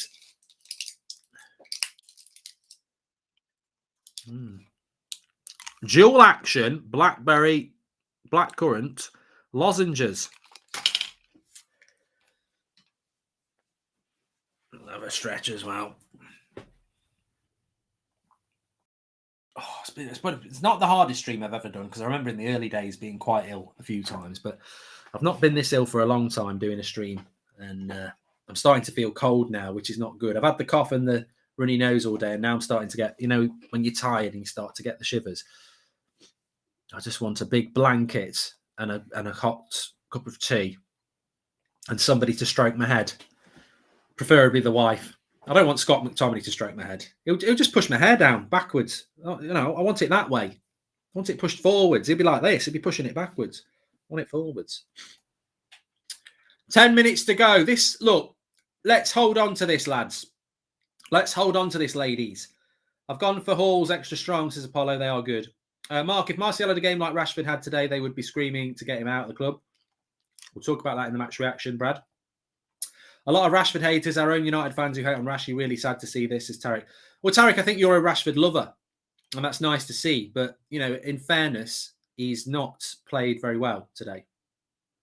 But he did get an assist, and it was an important assist.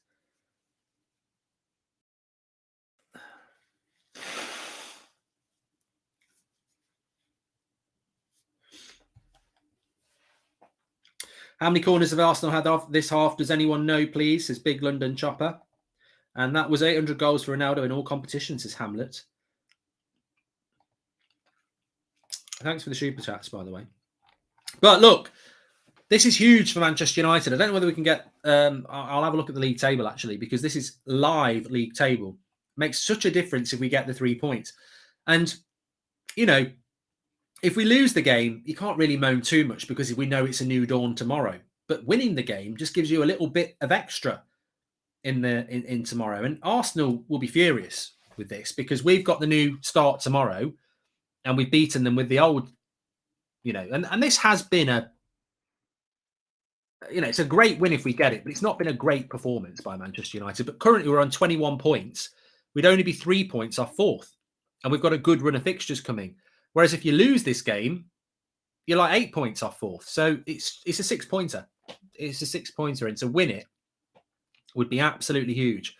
And as I said, I would have took a point at halftime the way we were playing. So it could be massive. And look, statistically as well, just to give you a hint, 53% possession Arsenal.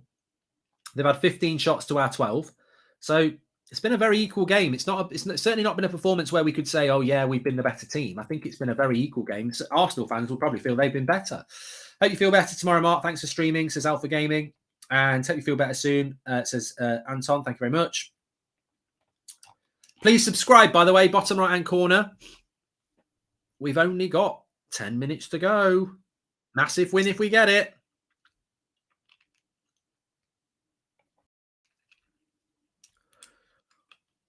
Running down the wing, then United sing. Cross comes in. Oh, he's completely missed it. What's he doing, Tellez? Saka. Oh, it's easy for De Gea.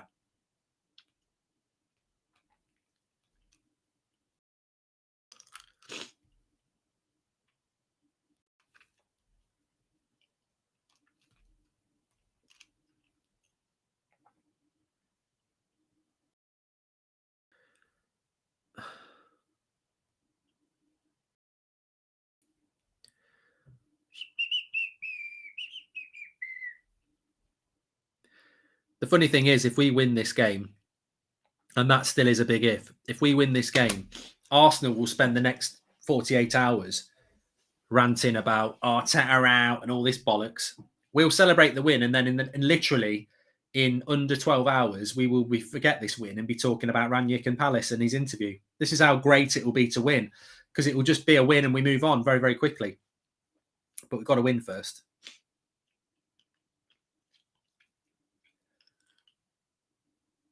we should. I'm not gonna say it because I've seen so many stupid goals conceded by United from positions of strength. Everton last year comes to mind, but here's Lingard on the break. Use it. Oh, what is that? Use the fucking ball, mate. Mark, we love Sev. Can we have a make a cameo? Says Ellen. He's in bed, mate. It's 10 o'clock here in the UK. It's only 4. Yeah, Lingard's got a lot of energy and runs around a lot, but his creativity's not that great in a team like ours. Oh, watch out. Arsenal on the attack. Go on. Well in, Tellez. There's a goal on the break here for United. There definitely is. Bruno. He's all on his own. Go wide. That's the ball. Sancho wide right. Keep the ball. Possession. That's all it's about. 5 minutes to go. Just keep the ball. Even give it to McTominay. He'll just pass it back. Don't mind that now. And Ronaldo's in the left back position at the moment. Yeah, just keep the ball. Keep the ball. Side to side. Wax on, wax off. Paint the fence. Breathe. Nothing in world exists, only tree. That's all right. That'll do. That'll do. We've kept the ball now for like nearly a minute. Oh, McTominay, you bloody... It wasn't McTominay, it was Delo, to be fair. I'm sorry, Scott. It looked like you. It was Delo. Gift it away. That's stupid. Andrew says, I'd love to have seen Neville get the job. So Rashford is a poor game and is subbed. McTominay has a poor game and plays 90 minutes. How does that even make sense? None whatsoever, says Salah. No. Why is McTominay still on? He's on a yellow and can't go into tackles, says Jameson. Look, we're winning the game, and that to me is the bottom line. When we do the player ratings, I'll give you my opinion on McTominay. I'm not going to start the player ratings by talking about it. Here's Xhaka on the back post. Good block by Fred.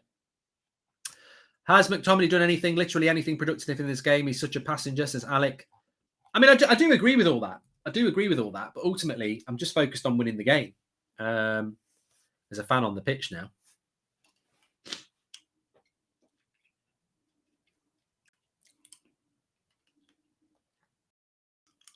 Hopefully, Ralf will see it and sort it out.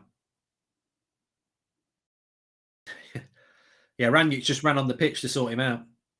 Corner to Arsenal here, 5 minutes to go.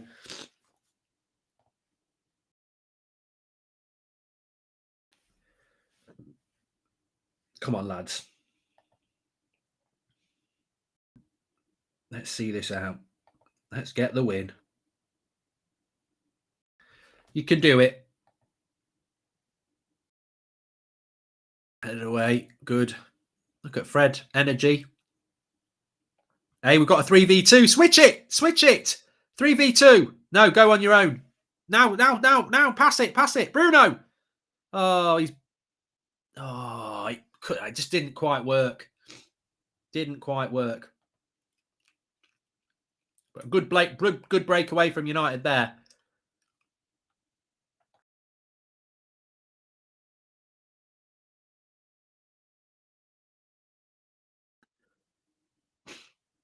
He could have slipped Ronaldo in for the hat-trick there, Bruno. I think he should have done, you know.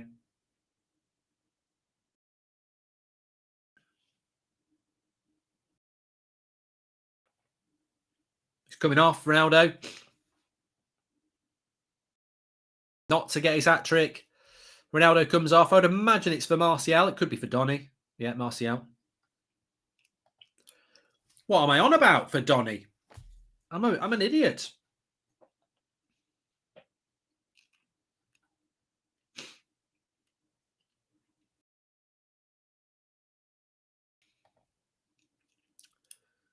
$88 minutes.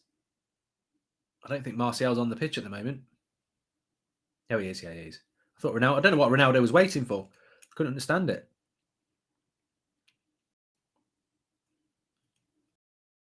Back to Lindelof. Couple of minutes to go. Massive 3 points for United if we get there. I feel like the season starts today if we get it. It starts tomorrow, but it almost starts tonight as well because the 3 points will be such a bonus. I don't think many people. Well, I did predict 2-1 actually. I know it's 3-2. I did. I know, but I always do different in that. Oh, Donny's coming on for 1 minute. Fucking hell.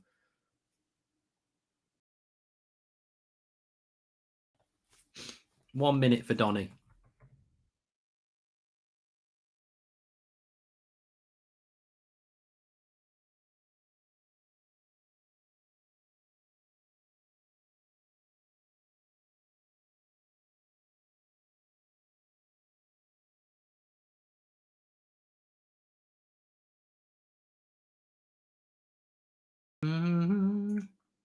Interesting to see what the team is that Rangnick picks on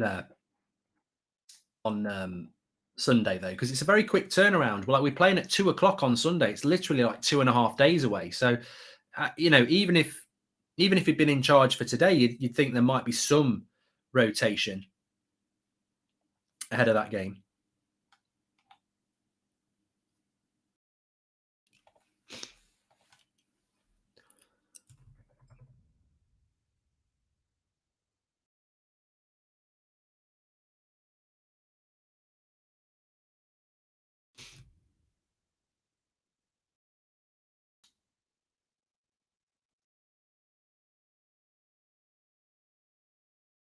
Five minutes, still 5 minutes. Here to go, people. Yeah, we will be live at 9 a.m. tomorrow. No, we won't be live at 9 a.m. tomorrow. The 9 a.m. is the press conference. We'll be live at 9:30. But we've got my match reaction straight after this. Quite a lot to talk about, actually. Player ratings as well. How effective do you think Rangnick's tactics will be with United, says Chopper?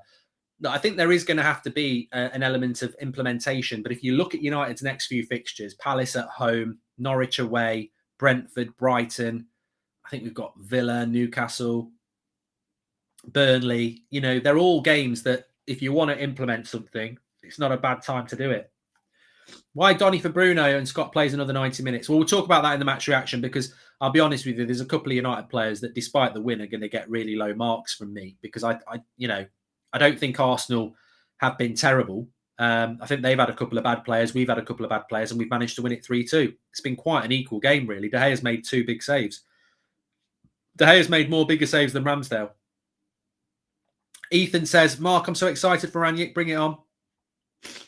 Oh, God. Running like a tap. Fingers crossed. Should we win? Do you think it's thanks to the manager, the players, or Arsenal bottling it, says Jameson?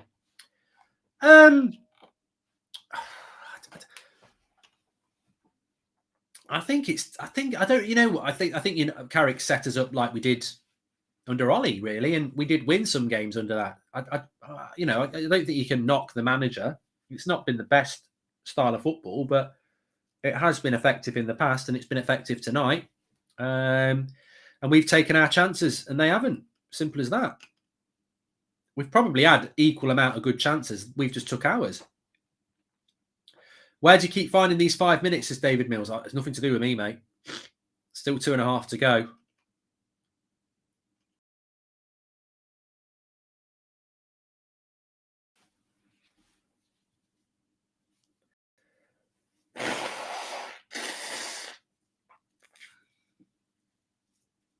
Sorry for all this tonight, but it was that or nothing.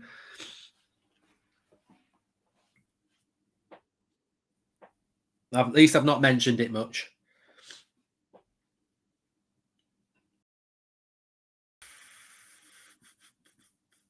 Park the bus now. Park that bus. 2 minutes to go. New dawn tomorrow. New start.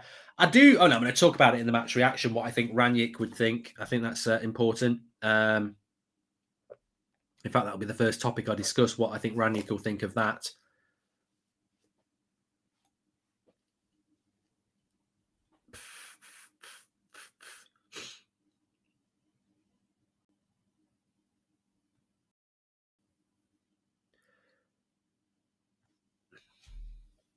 Please subscribe, by the way. Can't really hate McTominay because it is Carrick and Ollie and their British bias that cost us many games, says Emil. Well, we've got away with it today. You know, we've won the game 3-2. And I don't think we've got away with it. I think we've deserved to win the game. But what I'm saying is that there was a couple of performances today that weren't that great, and we still won it. So, you know, but Arsenal will look at, certainly on the second goal, Tavares slip, lets in Rashford to cross it to Ronaldo. Second goal, sloppy by Odegaard on the penalty. You know, every game, every team. Van der Beek asks for the Goldbridge from his barber, says Aidan Lamb. But, you know, it's not just us that analyses goals and goes, that was a mistake, that was a mistake. Arsenal could look at a couple of goals today and say they were preventable. But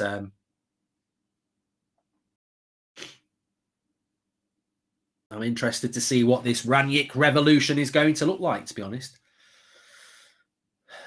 30 seconds to go. 2 wins and a draw for Carrick. I'd say he's been a bit lucky, you know. I do think he's been a bit lucky. The Chelsea game, we probably should have lost that, but brilliant point. Villarreal, we deserved to win that. Villarreal were toothless. And tonight, it's just one of the, it's another fine margin. It's a fine margins win, isn't it? It's a typical Ollie win. And we'll take it. And the new world starts tomorrow.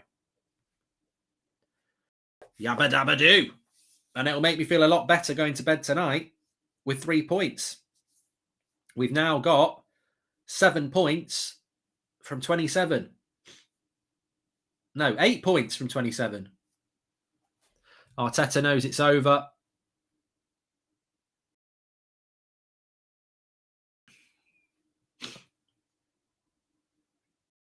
I've just put a good tweet out if you want to wind up. I'm not winding Arsenal fans up completely. I'm winding up certain Arsenal fans who just got a bit arrogant. Big win for Rangnick at United. If you were the Glazers, will you give him the full-time role or just get well, he's not even started yet, Paul.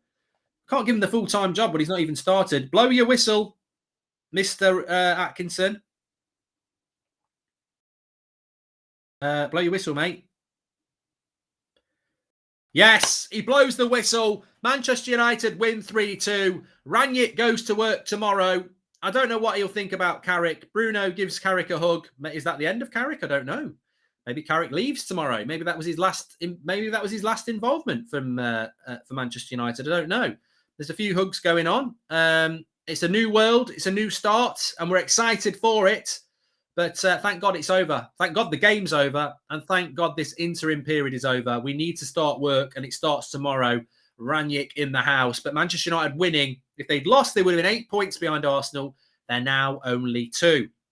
So big, big win. We're going to go straight over to the player ratings show and match reaction. This will push you straight over there. I'll see you there in a minute. But links in the video description on both videos to do your player ratings while you're waiting. Mark every player out of 10, 6 being the average. And I'll see you over there in a minute. See you over there in a minute.